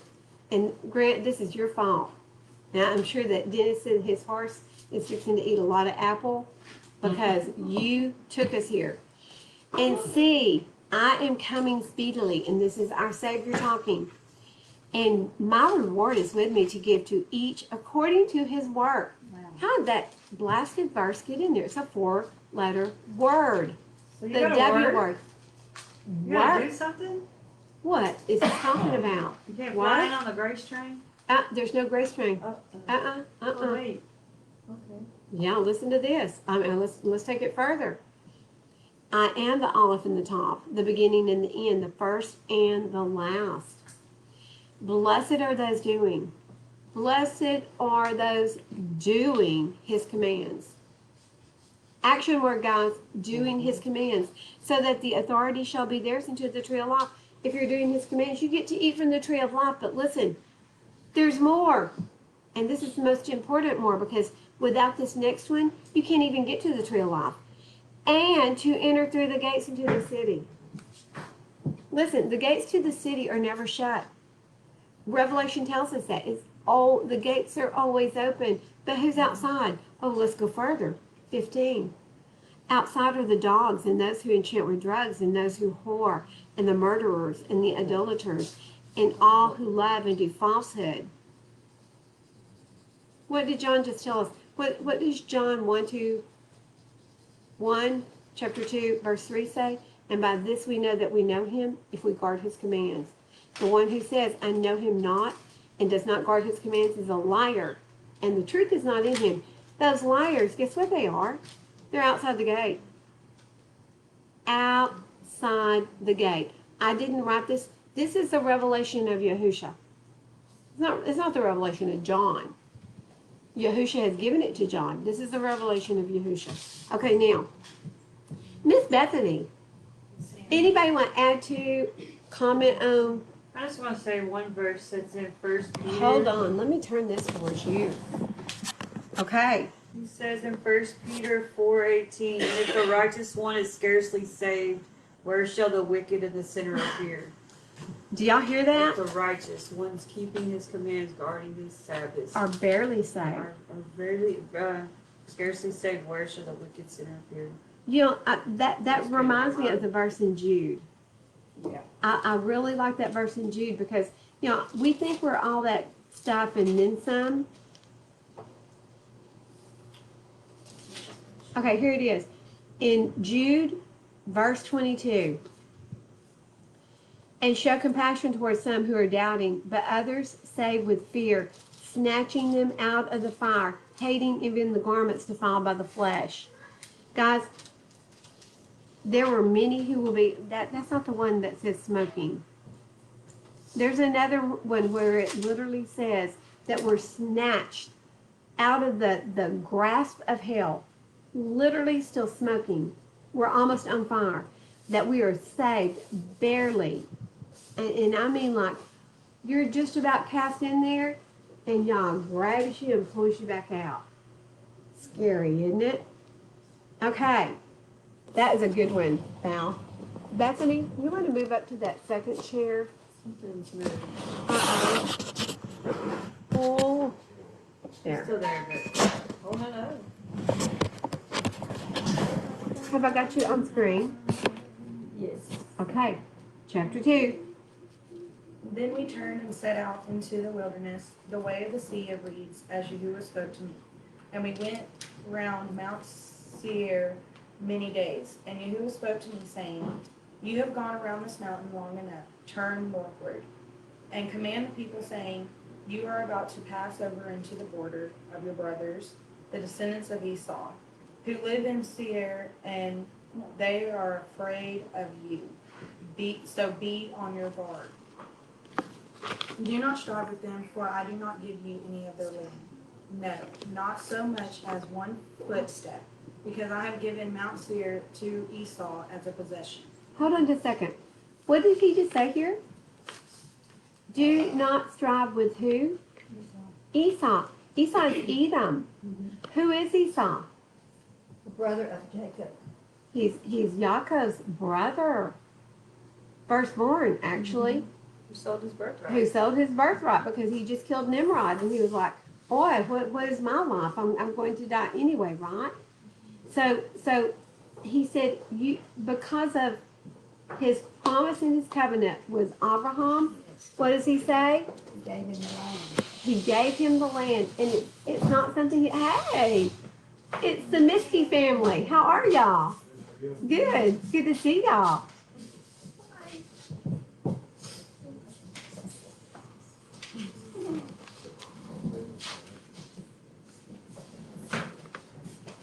Okay, Bethany.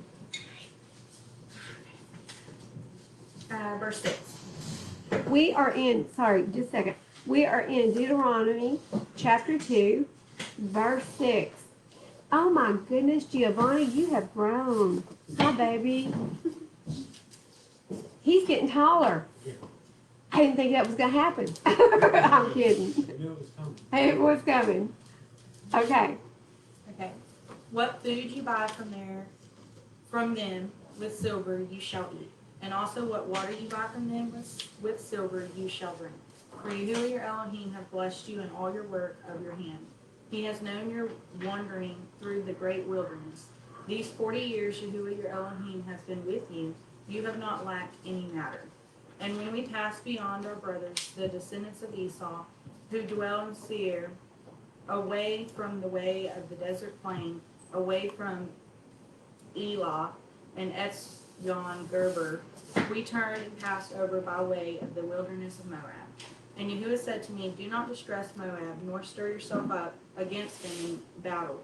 For I do not give you any of their land as a possession, because I have given Ar to the descendants of Lot as a possession. Listen, guys, they can't even go in. I want, well, go to Deuteronomy 23:3. I want to show you something. So he's talking to Edom. He's talking to Moab. Who is Moab? Lot's son, grandson. It's his Lot's son / grandson, because he had a son with his daughter. And so this is his son / grandson. And look what Yah says about Moab and Ammon. These are both his sons. And it's verse 3.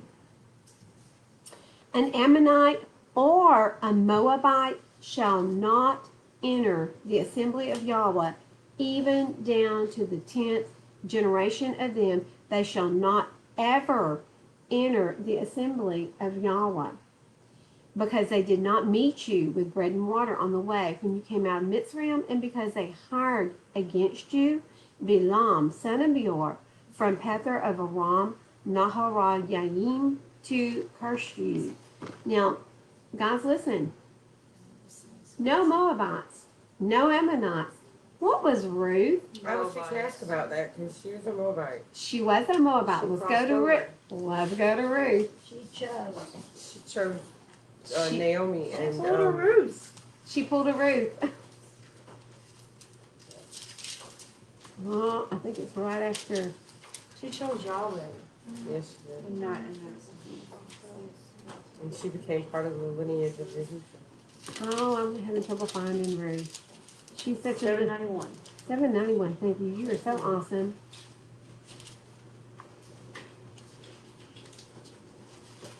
Okay, here we are in Ruth in the first chapter. Look at the third and fourth verse. And Elimelech, husband of Naomi, died, and she was left with her two sons. And they took wives of the women of Moab. Uh-oh.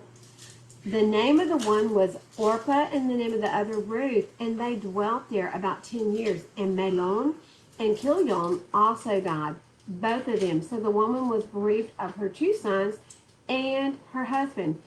Look over at verse 16, still in the same chapter. So after the sons died, Ruth is telling her daughter-in-laws, y'all go home to your families, okay? Go back to your ways. But Ruth said, do not urge me to leave you or to go back from following after you, for wherever you go, I go, and wherever you stop over, I stop over. Your people is my people, your Elohim is my Elohim. Where you die, I die, and there I shall be buried. Y'all would do so to me, and more so, for death itself, unless death itself parts you and I. Guys, do you know whose lineage Ruth is going to show up in? Go to Matthew. She is right there in Yahusha's lineage. Okay, in chapter 1 of Matthew, verse 5. And Simon brought forth Boaz by Rahab, and Boaz brought forth Obed by Ruth, and Obed brought forth Yishi, and Yishi brought forth King David. Guys, listen. It doesn't matter where you came from, okay? If you want to remain a Moabite, then you can't come into the temple. You got to stay out of the temple. But if you want to change and you want to follow Yah, we come as we are, but we don't stay that way. We change. We grow. We grow into what Ruth grew into. She was Israel. She chose Israel. She chose Yah over the Moabite gods. So I wanted you to see this because it is, to me, Yah gave them, he had a covenant with Abraham. He gave Moab this land, and even though he's cursed Moab and he said, you're not coming into the temple, if you choose to no longer be Moab and choose to be Israel, you get to come in. And that's the same with us. We are Gentile. We're nations, but we choose to be Israel. Some in here, and I know that some in here are actually from the tribe of Israel. Misty, what do y'all know the tribe that you are from? No? Okay, but we know that you've got Israelite blood somewhere in there. And probably many other in here do too. Okay? We don't know. Guess what? It doesn't matter. If you choose to be Israel, you're an Israelite. You're of the house of Israel. I mean, it does matter. Don't get me wrong. Misty's like, what? It's important. That's your roots. Okay. So, but I wanted you to see that even though they're Moabites, they can't even come into the house. Yah doesn't take his covenant back. He doesn't. If he gives you a gift, he's not going to ask you to return it to him. He's not an Indian giver. He didn't go, well, that was only while you were being obedient to me. Now that you're being disobedient, give me that land back. That's not the way he works. If he gives you a gift, it's your gift. Okay? Keep going. Verse 10. The Ammonites had dwelt there formerly, a people as great and numerous and tall as the Anakim. They were also reckoned as Rephaites, like the Anakim, but the Moabites called them Emites. And the Horites formerly dwelt in Seir, but the descendants of Esau disposed them and destroyed them from before them, and dwelt in their place, as Israel did to the land of their possession which Yahuwah gave them. Now rise up and pass over the Wadi Zered. So we passed over the Wadi Zered. And the time we took to come from Kadesh Barnea until we passed over the Wadi Zered was 38 years, until all the generations of the men of battle was consumed from the midst of the camp, as Yahuwah had sworn to them.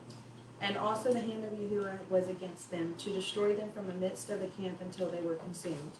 And it came to be, when all the men of the battle had finally perished from among the people, that Yahuwah spoke to me, saying, This day you are to pass over the ark, the boundary of Moab.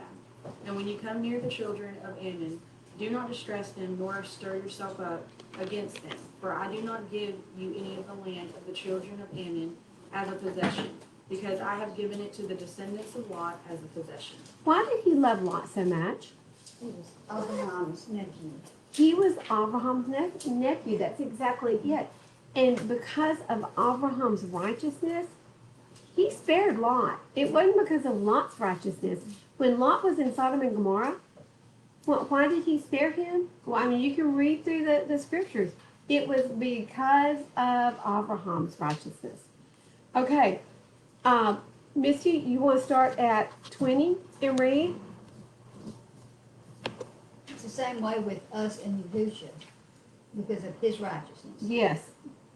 I'm going to make everybody read today. That also was accounted a Except you. land of Raphaim. Raphaim dwelt therein in old time, and the Ammonian called them Zamarim. Zamzuman. What? Isn't that weird? The Zamzuman. Zamzum. That sounds scary, doesn't it? A like people alien. great and many and tall as the Anakim. Mm-hmm.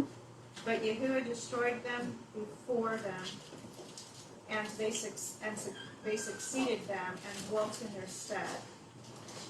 As he did the children of Esau, which dwelt in Seir, when he destroyed the Horium from before them, and they succeeded them and dwelt in their stead, even unto this day. And the Abarim, which dwelt in Chatzrim, even unto Gaza, the Caphtorim, which came forth out of Caphtor, destroyed them and dwelt in their stead. Rise ye up, take your journey, and pass over the river Arnon. Behold, I have given into your hand Clychon the Amorite, king of Cheshon, and his land. Begin to possess it and contend with him battle. This day will I begin to put the dread of you and the fear of you upon the nations that are under the whole heaven, who shall hear report of you, and shall tremble and be in anguish because of you.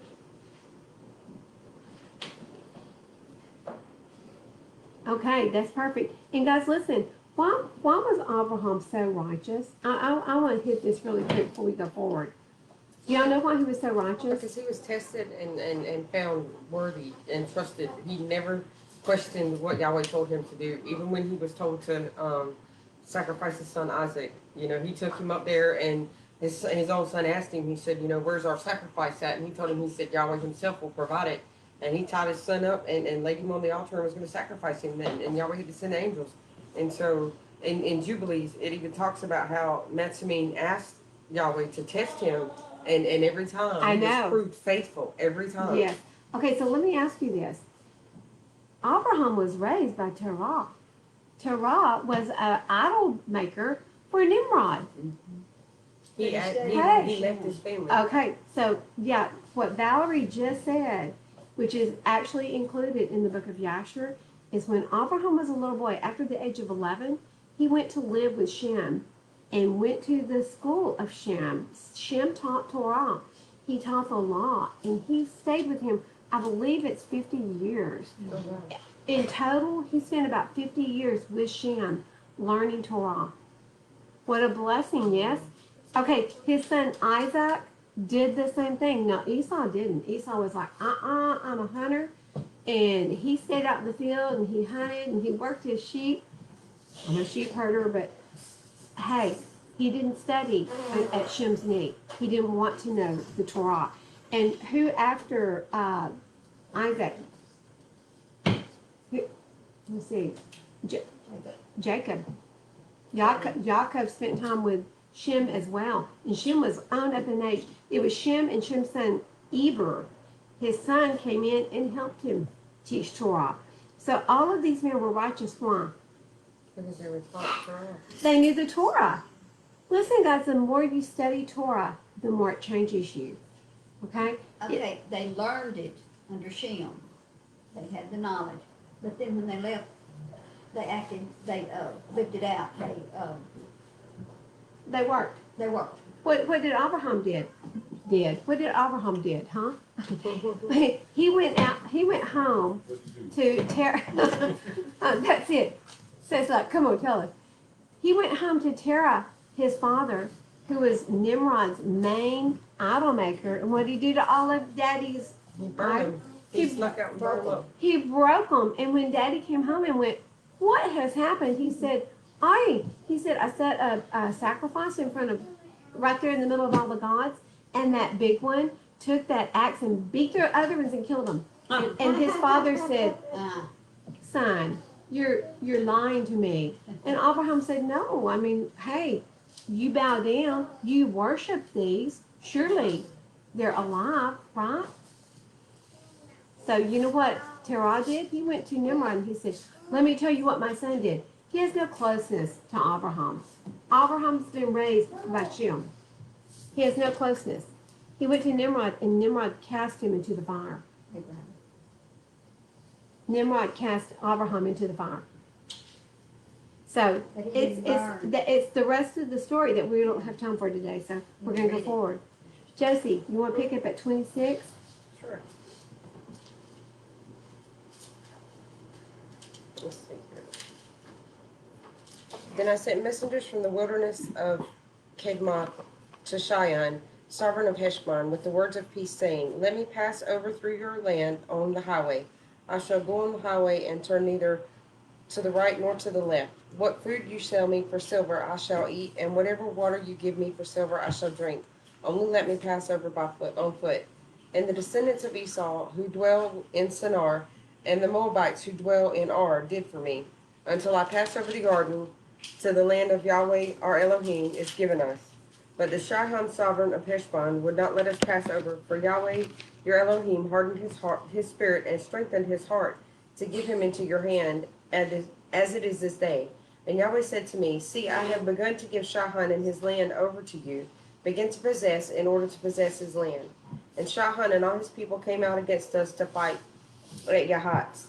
And Yahweh our Elohim gave him over to us, so we struck him and his sons and all his people. And we took all his cities at that time, and we put the men, women, and little ones of every city under the ban. We left none remaining. Only the livestock we took as plunder for ourselves, and the spoil of the cities which we captured. What does it mean to be put under the ban?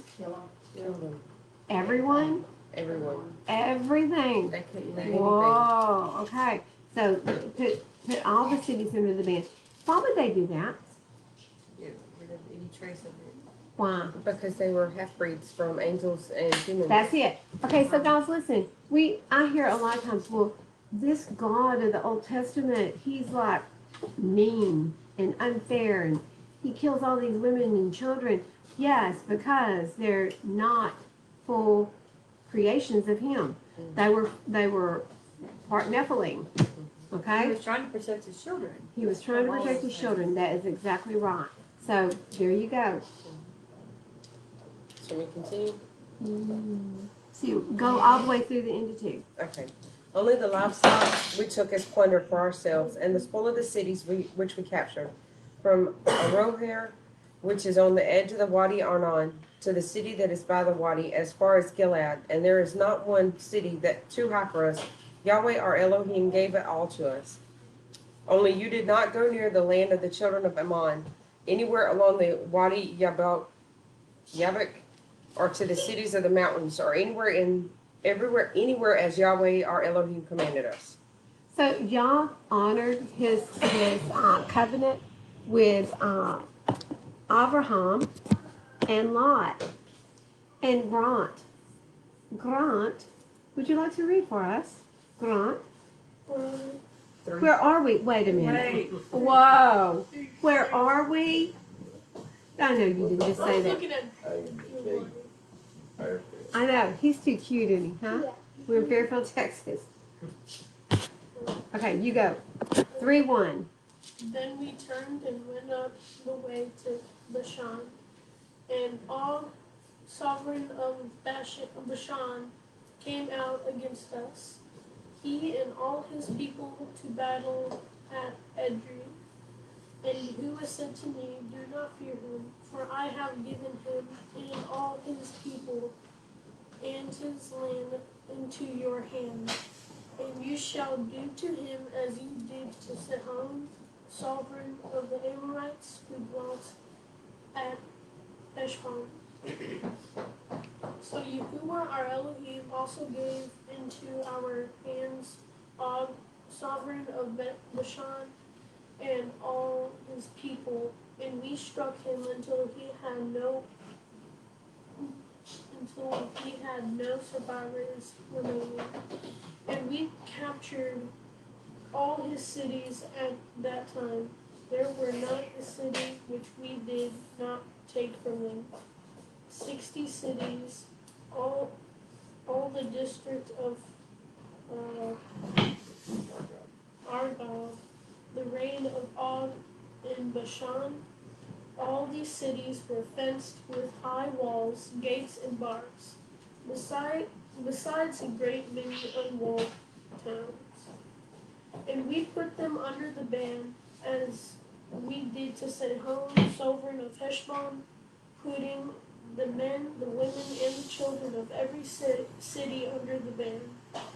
But all the livestock and the spoil of the cities we took as booty for ourselves. And at that time we took the land from the hand of the 2 sovereigns of Amorites that was beyond the Yarden, from the Wadi Arnon to Mount Hermon,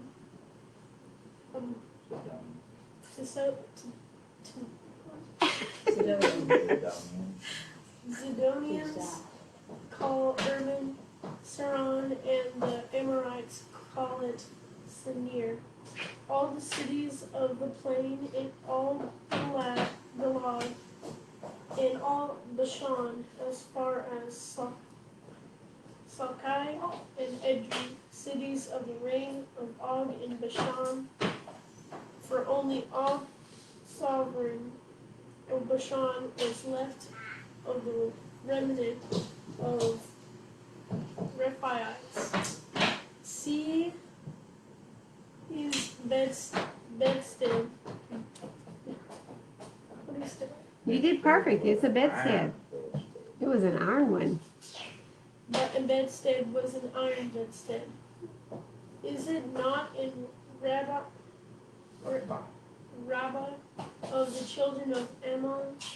9 cubits is its length, and 4 cubits is its width. Okay, hold on just a second. Do y'all know what a cubit is? 18 inches. It is 18 inches, so it's 13 and a half feet long and 8 feet wide. So this, what do we know? What does this tell us? Og was Big man. he was a giant. Power. Arg. And so he too was put under the ban, right? They're killing off the mixed blood. Is what they're doing. And they're not going to leave any of them to come back to get them later. Dennis, would you finish up through 22, starting in 12?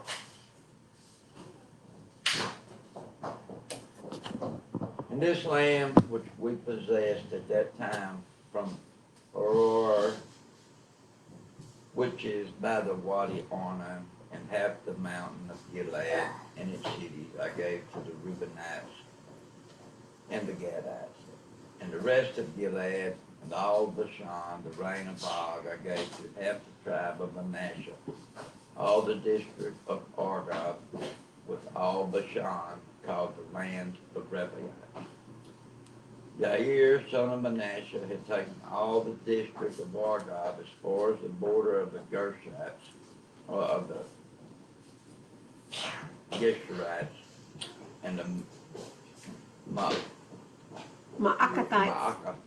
Ma'akathites, and called them after his own name, the Bashan of Hawath, Jair, to this day.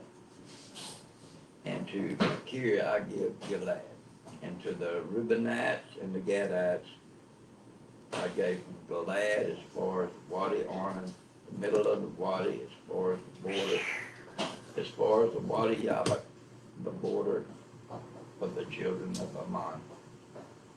And the desert plain with the Jordan as the border from Kinnereth as far as the Sea of Arabah, the Salt Sea, below the slopes of Pisgah on the east. And I commanded you at that time, saying, Yahweh your Elohim has given you this land to possess.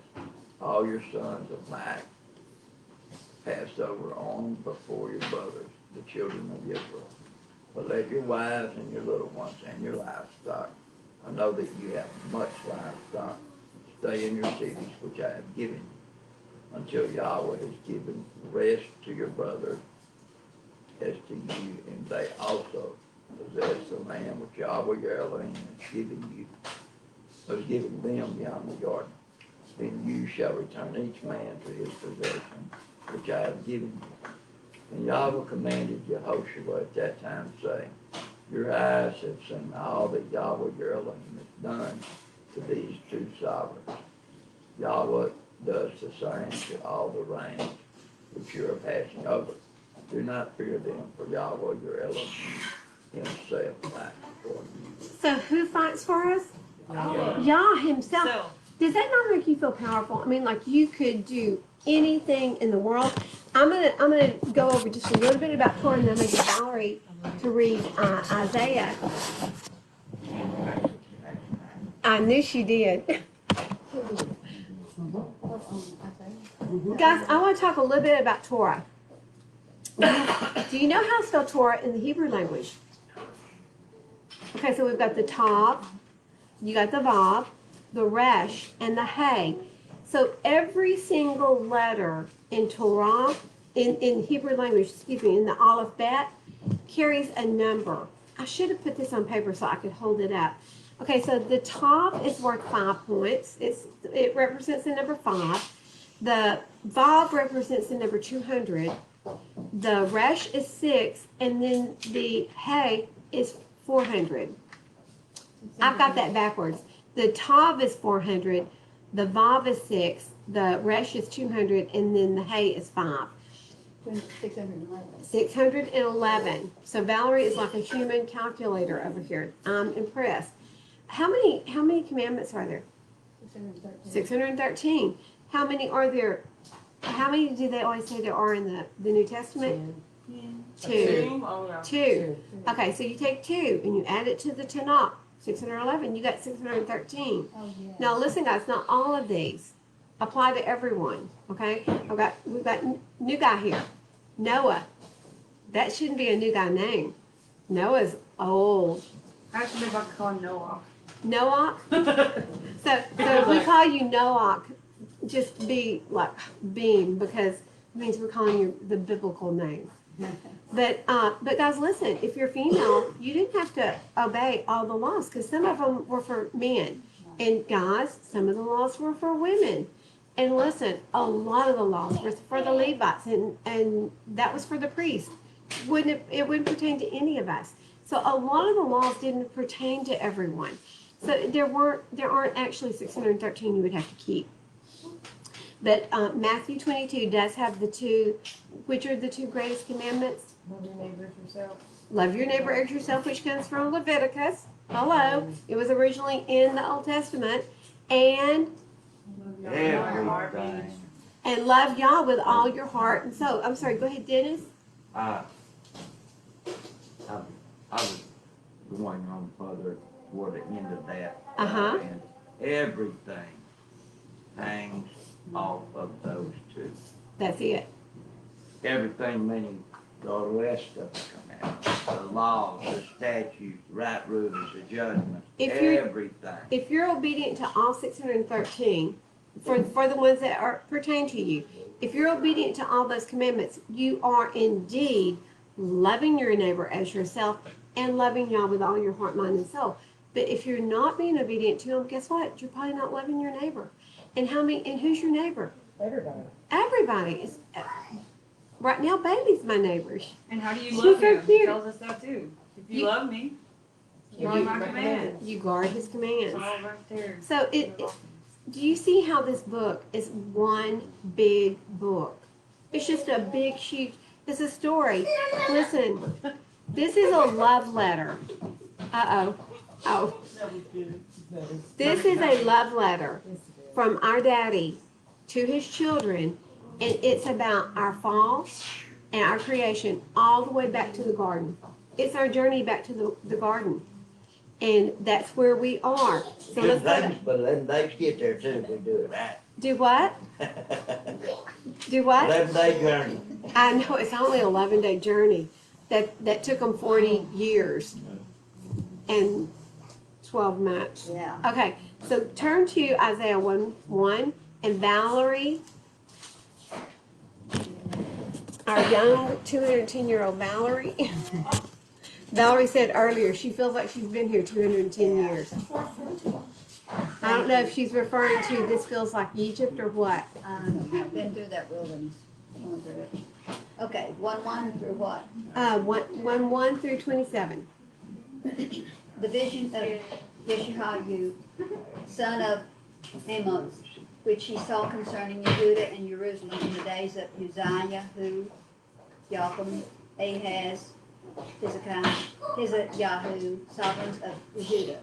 Hear, O heavens, and listen, O earth, for Yahweh has spoken. I have reared and brought up children, but they have transgressed against me. An ox knows its owner, and a donkey its master's crib. Israel does not know, my people have not understood. Alas, sinning nation, a people loaded with crookedness, a seed of evildoers, sons acting corruptly. They have forsaken Yahweh. They have provoked the set-apart one of Israel. They became estranged and gone backward. What does that mean? What is someone who's going backward? Backslider. A backslider. Does the word say anything about the backsliders? It does say something about the backsliders.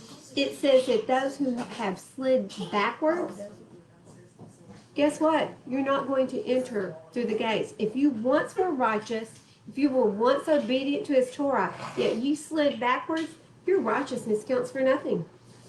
It's like you were never obedient. It would have been better that you never knew the Torah than to know it and slide backwards. That's unsettling. That is scary. Okay, but it also says that an unrighteous, if he learns the Torah and he suddenly becomes obedient, his righteousness gets him through the gate. Okay, so that I'm clear on that now. Like, I was brought up Christian, so, and now we're taught that you saved by grace and all that. Now, the whole backsliding, it doesn't count until you come to know true Torah. Am I correct? Like, once I came aware of who Yeshua really was and the true Torah and the laws. Listen, what did we read in Romans? Because it doesn't matter what you've been taught. The preachers are going to be responsible for what they've taught you. But what are we supposed to do with this? Read it ourselves and search it out. You are supposed to search it and study it. It doesn't say read through it, scan through it like a Sunday newspaper. Sunday newspaper did that. No, it says die due to lack of knowledge. my children die due to their lack of knowledge. So no, if you are living without Torah, not being obedient to Torah, that's on you. It's on your head. Because we are to search out the spirits. Listen, every word that I speak up here, you should be going home and going, well, I remember her saying this. Was that right? Of course, most everything we say up here, we back it with scripture. So we try to prove what we're saying before we even leave. But if I speak something and you're questioning me, please, please, please check everything. And listen, how many witnesses has there got to be? Two or three. These two. So for the word to be verified, you need 2 to 3 witnesses, other verses that support that before it becomes legitimate. You can't take doctrine from one verse. And this is what our Christian people have done. They've taken one verse, they've skewed it, they've skewed the words up, and they've turned it into doctrine. They took poor Shaul. They took his Romans letter. It was a letter to the Romans, and they turned it into the doctrine of grace. That's somewhere in there. You're not going to find it. Okay, Valerie, I'm In sorry. his letters that he writes, like to the Philippians, he's telling them, don't turn back, don't follow anybody. He's trying to encourage them and keep them on the right path. Yes. That's what he's doing. And his letter to the Romans preceded him by 15 years. He didn't even make it there. After he wrote the letter to Rome, he sent it to a synagogue. But listen, he didn't make it there for 15 years. Wow. So, what do you say? Keep going, Valerie. Okay, fine. Why should you be stricken anymore? You continue in apostasy. All the head is sick, and all the heart faints. From the sole of the foot to the head, there is no soundness in it. Wounds and bruises and open sores. They have not been closed or bound up or soothed with ointment. What does apostasy mean? Dead. Yeah. It would be like a dead church. You got a church, what are they doing? What are our churches doing today? They're apostate. These are the apostate churches that we have today. If you're going for entertainment, if you go in there and you're entertained, you hear a few jokes, you're like, I left, I felt so good about myself. Well, listen, if you're not going to church and leaving going, I gotta change something here, if you're not being convicted,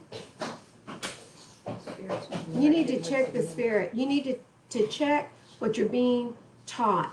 Because if you're leaving feeling good, none of us should leave feeling good. None of us should study the word and leave going, I'm in good shape. I don't have anything to worry about. You should really be concerned. Yes, sir. You should be convicted, correct? Absolutely. Convicted. Because, guys, listen, we're going to be changing and growing and learning till the day Yahusha says, wow, I know you. I know you because you resemble me. What does the Torah do? I was turned into Dennis. It blesses us. It protects us. It changes you into who Yahusha was. Every day that you're being obedient to the Torah should make you look more and more like our Messiah, not less. You shouldn't be looking more like Val or more like Josie or Valerie. We should be looking more like our Messiah. That's what Paul says. When we look in the mirror, we see dimly. But we should be seeing our glory change from day to day, right? Mm-hmm. This is what should be happening to us. This is what the Torah does. If you're going to a church and they're apostate and they're just there for entertainment and they've got the big, huge screen and they've got all this great music, I enjoy that too. Emotions. It's a very emotional. Not about emotion. Don't care. I don't care how it makes you feel. I don't care. And I'm going to tell you something else. Yahweh doesn't care either. He wants you to be his obedient children, whatever it takes. Falling on your face, ashamed of your actions is where we need to be. Not, oh, it was such a good singing. It just made me cry. He didn't care. Val. I'm laughing about that time when you said I just fell on the Oh, I'm sorry. Okay, so the apostate church, listen, this is end time talk. This is end time talk, and this was 740 to 686 BC before Yeshua even walked on the earth. They already had apostate churches. Guys, do you think that 2,740 years later, do you think we're any better? Walk out there in the streets, turn on the TV, and what you see, it makes me, we should all be grieving.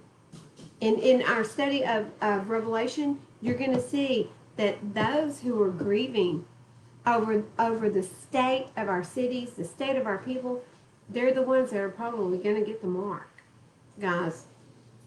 I'm sorry, Valerie, go ahead.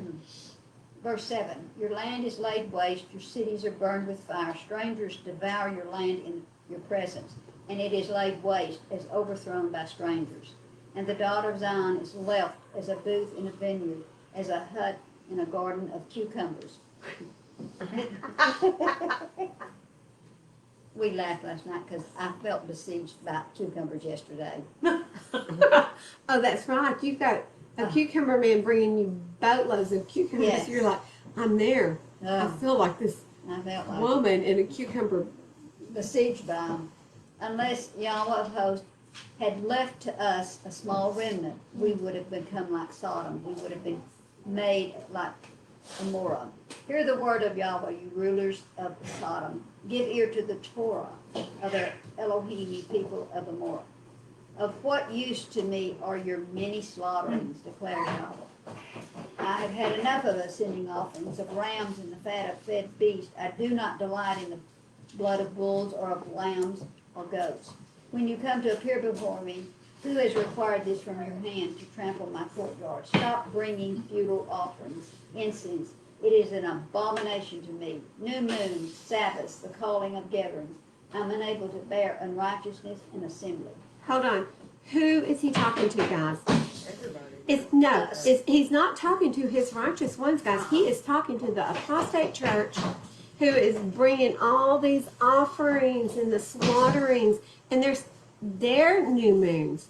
It's their Sunday Sabbath.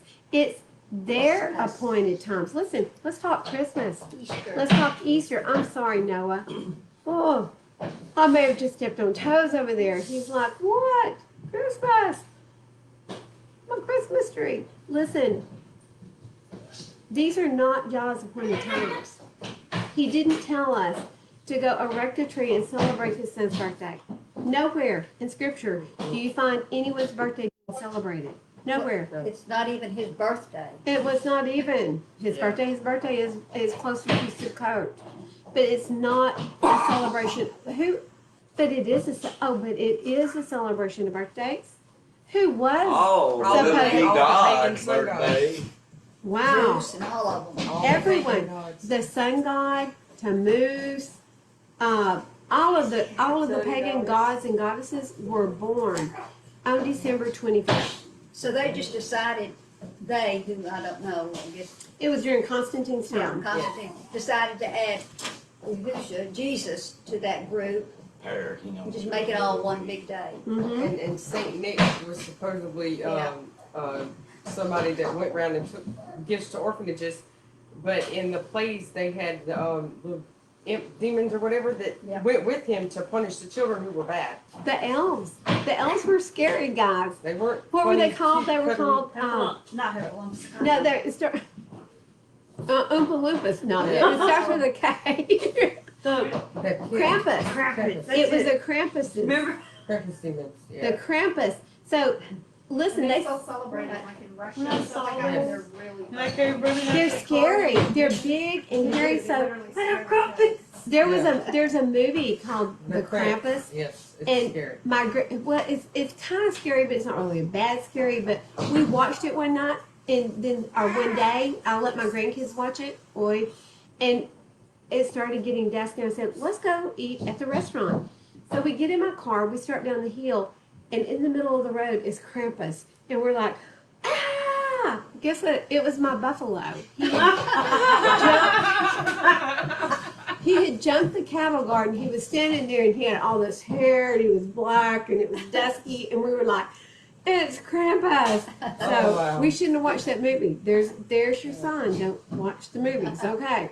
So yes. So let's talk about all that, guys. Listen, we cannot worship Yah the way we want to. He has got very specific rules. Go to Leviticus. You think he doesn't have specific rules? What happened to Aaron's two oldest sons? They were burnt out Burnt like crispy critters. Because why? They brought because they took incense in to offer.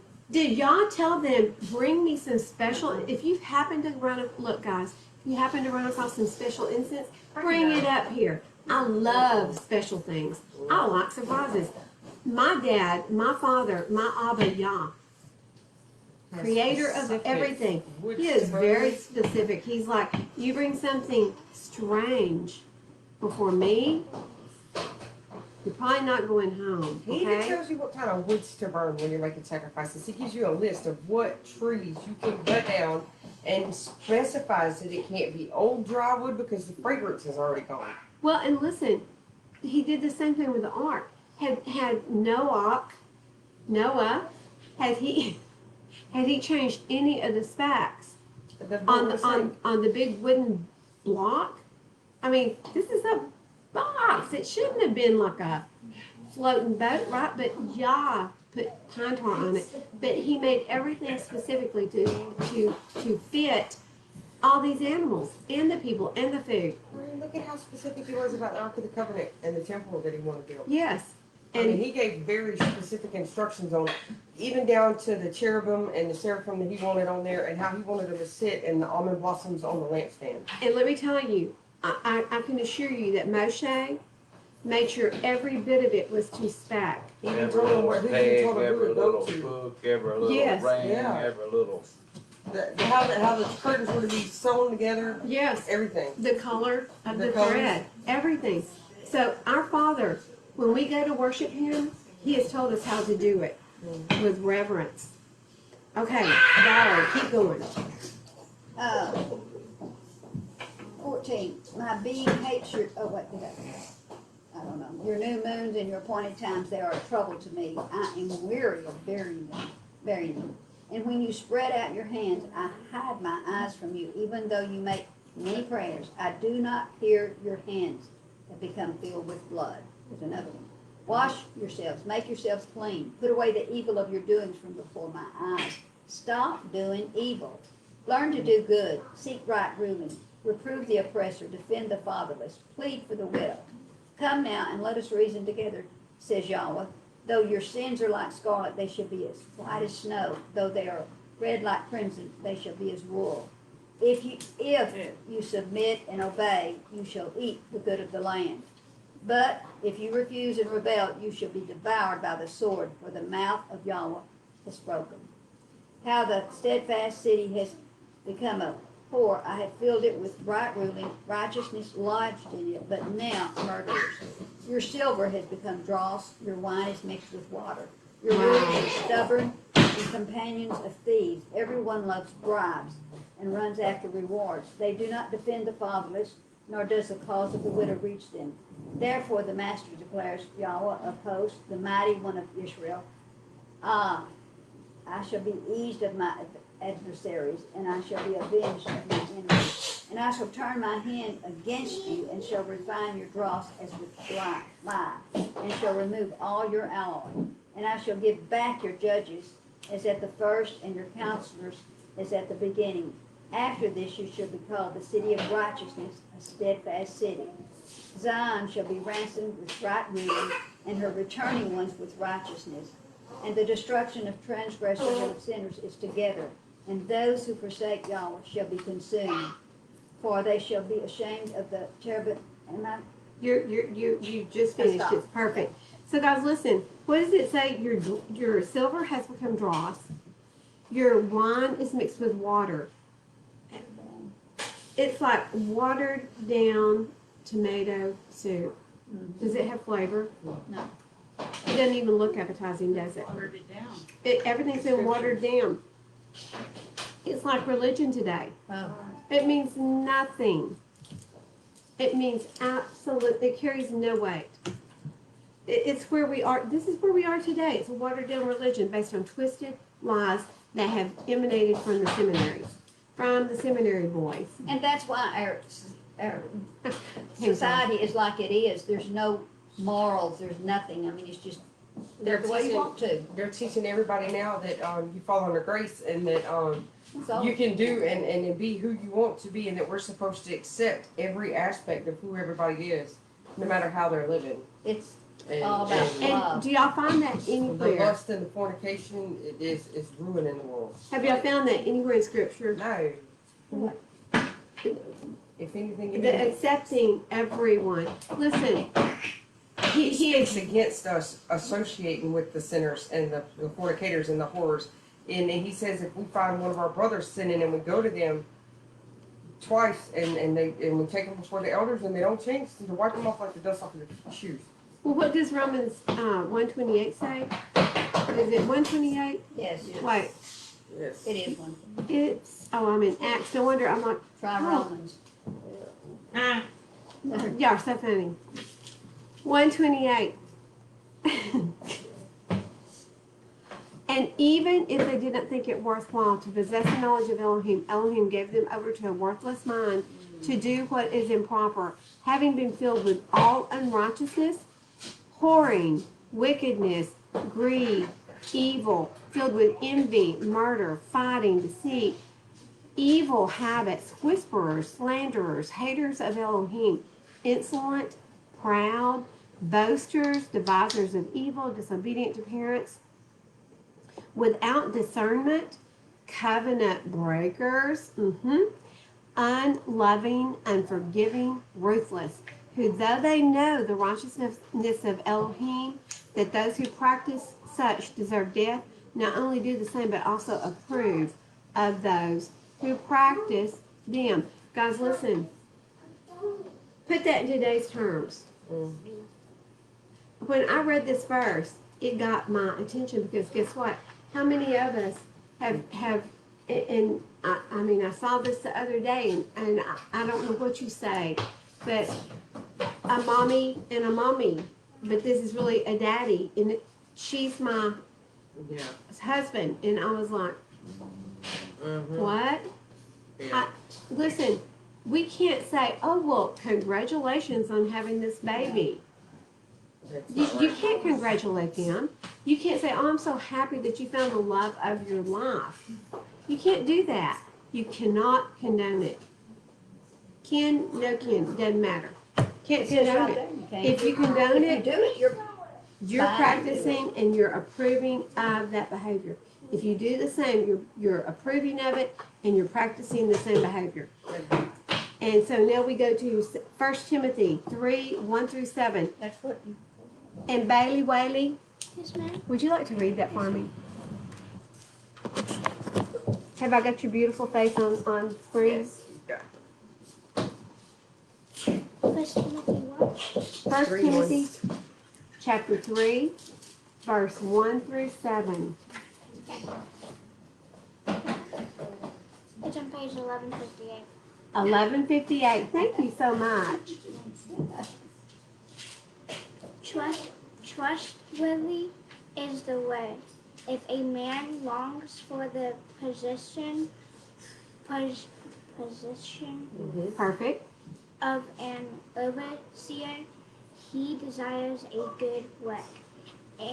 An overseer then should be blameless, the husband of one wife, sober, sensible, orderly, kind to strangers, able to teach, not given to wine, no Brawler.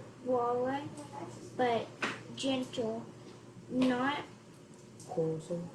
quarrelsome, no lover of silver, one who rules his own house well, having his children in subjection with all reverence. For if a man does not know how to rule his own house, how shall he look after the assembly of Elohim? Hey, that is important, isn't it? What Bailey just read is so important. Guys, listen. If a man can't even maintain and rule his own house, how is he going to look after the assembly of Elohim? Because it's just like a family, isn't it? Look at us. We're a motley crew, aren't we? Yes. But we're a family. And we take care of each other, and we protect each other, and we defend each other. And we pray for each other, because that's what family does. Okay, keep going. You're doing so good. Not a new Bailey, what did you just do? Did you burp online? No, that wasn't Bailey. I'm kidding. Not a new convert, lest he become puffed up with pride and fall into judgment of the devil. And he should even have a good witness from those who are outside, lest he fall into reproach and the snare of the devil. So the devil is always seeking who to devour. You did so good. Thank you so much, Bailey. So, guys, listen, this concludes our Torah portion for today. But what we need to know and what we need to remember is that Yah has a set of rules for us to follow, and they're beautiful. And without them, what are we? We're dead. We're lost. We're doomed. Don't make it so complicated. He has a set of instructions. Yes. It's a set of instructions. There you go. A set of guiding instructions because he loves us. And all you have to do is obey them. So what does Yah expect of us? So live right, do only, and walk. Expect us to Yes. That is Deuteronomy. Yes. guard his What verse is that? There's one in, Malachi. It's Malachi. Malachi, Is it Malachi 5? I think it's Malachi. What does Yah expect of us? We're gonna Mercy, to do right, To do right, walk, to love mercy and to walk on with him. yes, something like that. yes. He expects us to fear him. and guard his commandments. Guard his commands.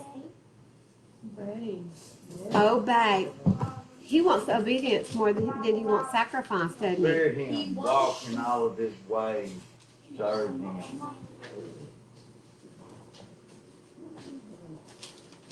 That's in Malachi. We're on a trail, guys. Not Micah. 6:47. It's Micah. Read it. Malachi, right? Yes. Which one? I don't know. Oh, we don't know where to look in. It's either Malachi or Micah.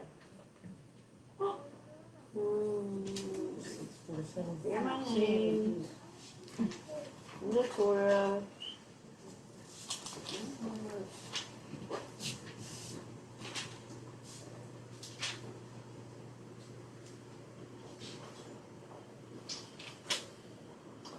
It is Micah 6:8. He says, He has declared to you, O man, what is good, and what does Yahweh require of you, but to do right, to love loving commitment, and to walk humbly with your Elohim. That's Micah. Mhm. What? Give us a verse. 6:8.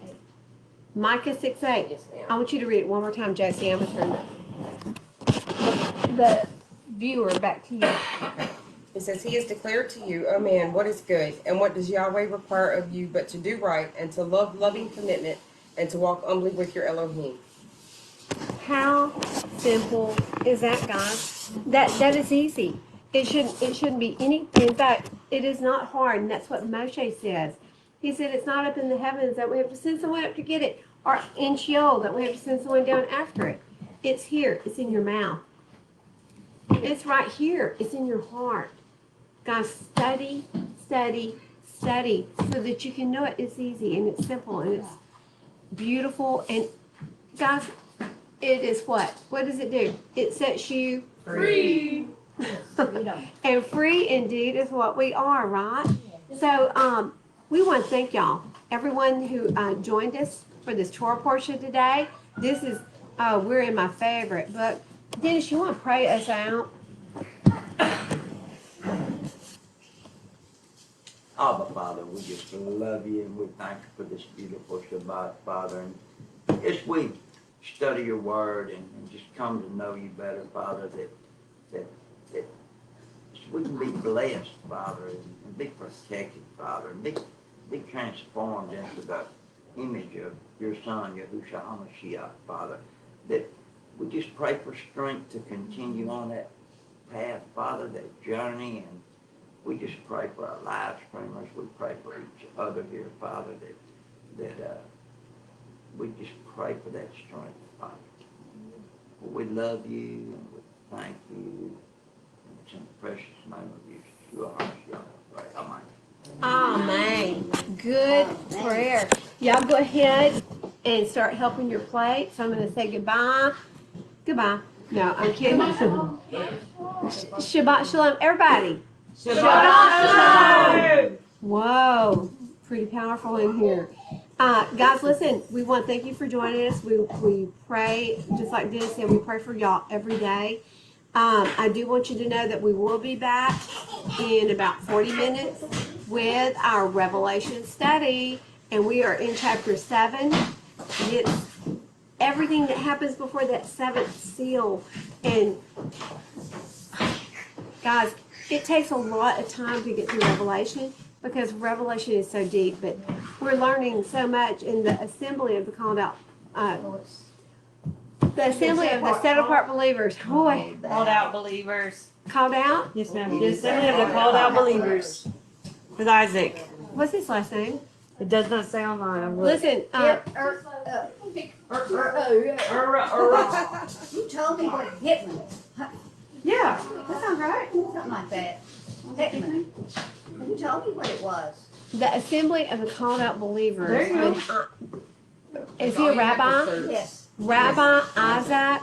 He is out of Washington State. And is it Comfy? What is it? I think you're right. Sussex or something like this. Something Washington. But guys, we highly recommend his study on Revelation. It is amazing. And he really, I mean, I've learned so much from him. And we have combined his and some of Adam Fink with Parable of the Vineyard to give us clarity on everything. But this is just an amazing study. And hello. The tribulation is a total of 3.5 years. Okay? So I want everyone to hear that because we've been told all of our lives, just like there's a doctrine of grace, that it's 7.5 years. Not so. It's 3.5 years. So the first seal has already been opened. Yeah. So we're waiting for that second seal to be opened, and once that starts, it doesn't stop. We can count 3.5 years from that point.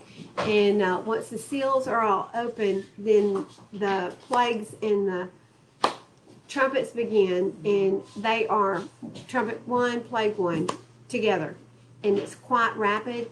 The plagues and the trumpets come in 1 year. So, guys, listen. You want to be ready. You want to have your house in order. You want to have your life in order.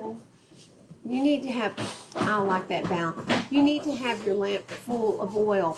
And listen, this is your oil. Obedience to the Torah is your oil. When you see the menorah and the lamps, the two olive trees and the menorah, those olive trees are standing on either side of the menorah, dripping the oil into the menorah to feed it. It's that feeds us. It is. So, guys, be blessed. Have a beautiful Shabbat, and we hope to see you back here once we finish eating. I think we've got lentils and chicken and dumplings and all Banana kinds of pudding. good stuff. We got nanner pudding. Oh, hey, Steve Bullard. We love you, man. And his last name is Heckman. Heckman. Heckman. Okay, I knew it was. Yes, ma'am. Oh, wow. Okay, so Steve Bullard was talking to you about Who was? Steve Bullard. I'll pull it all up. We love you. Shabbat shalom. And we end.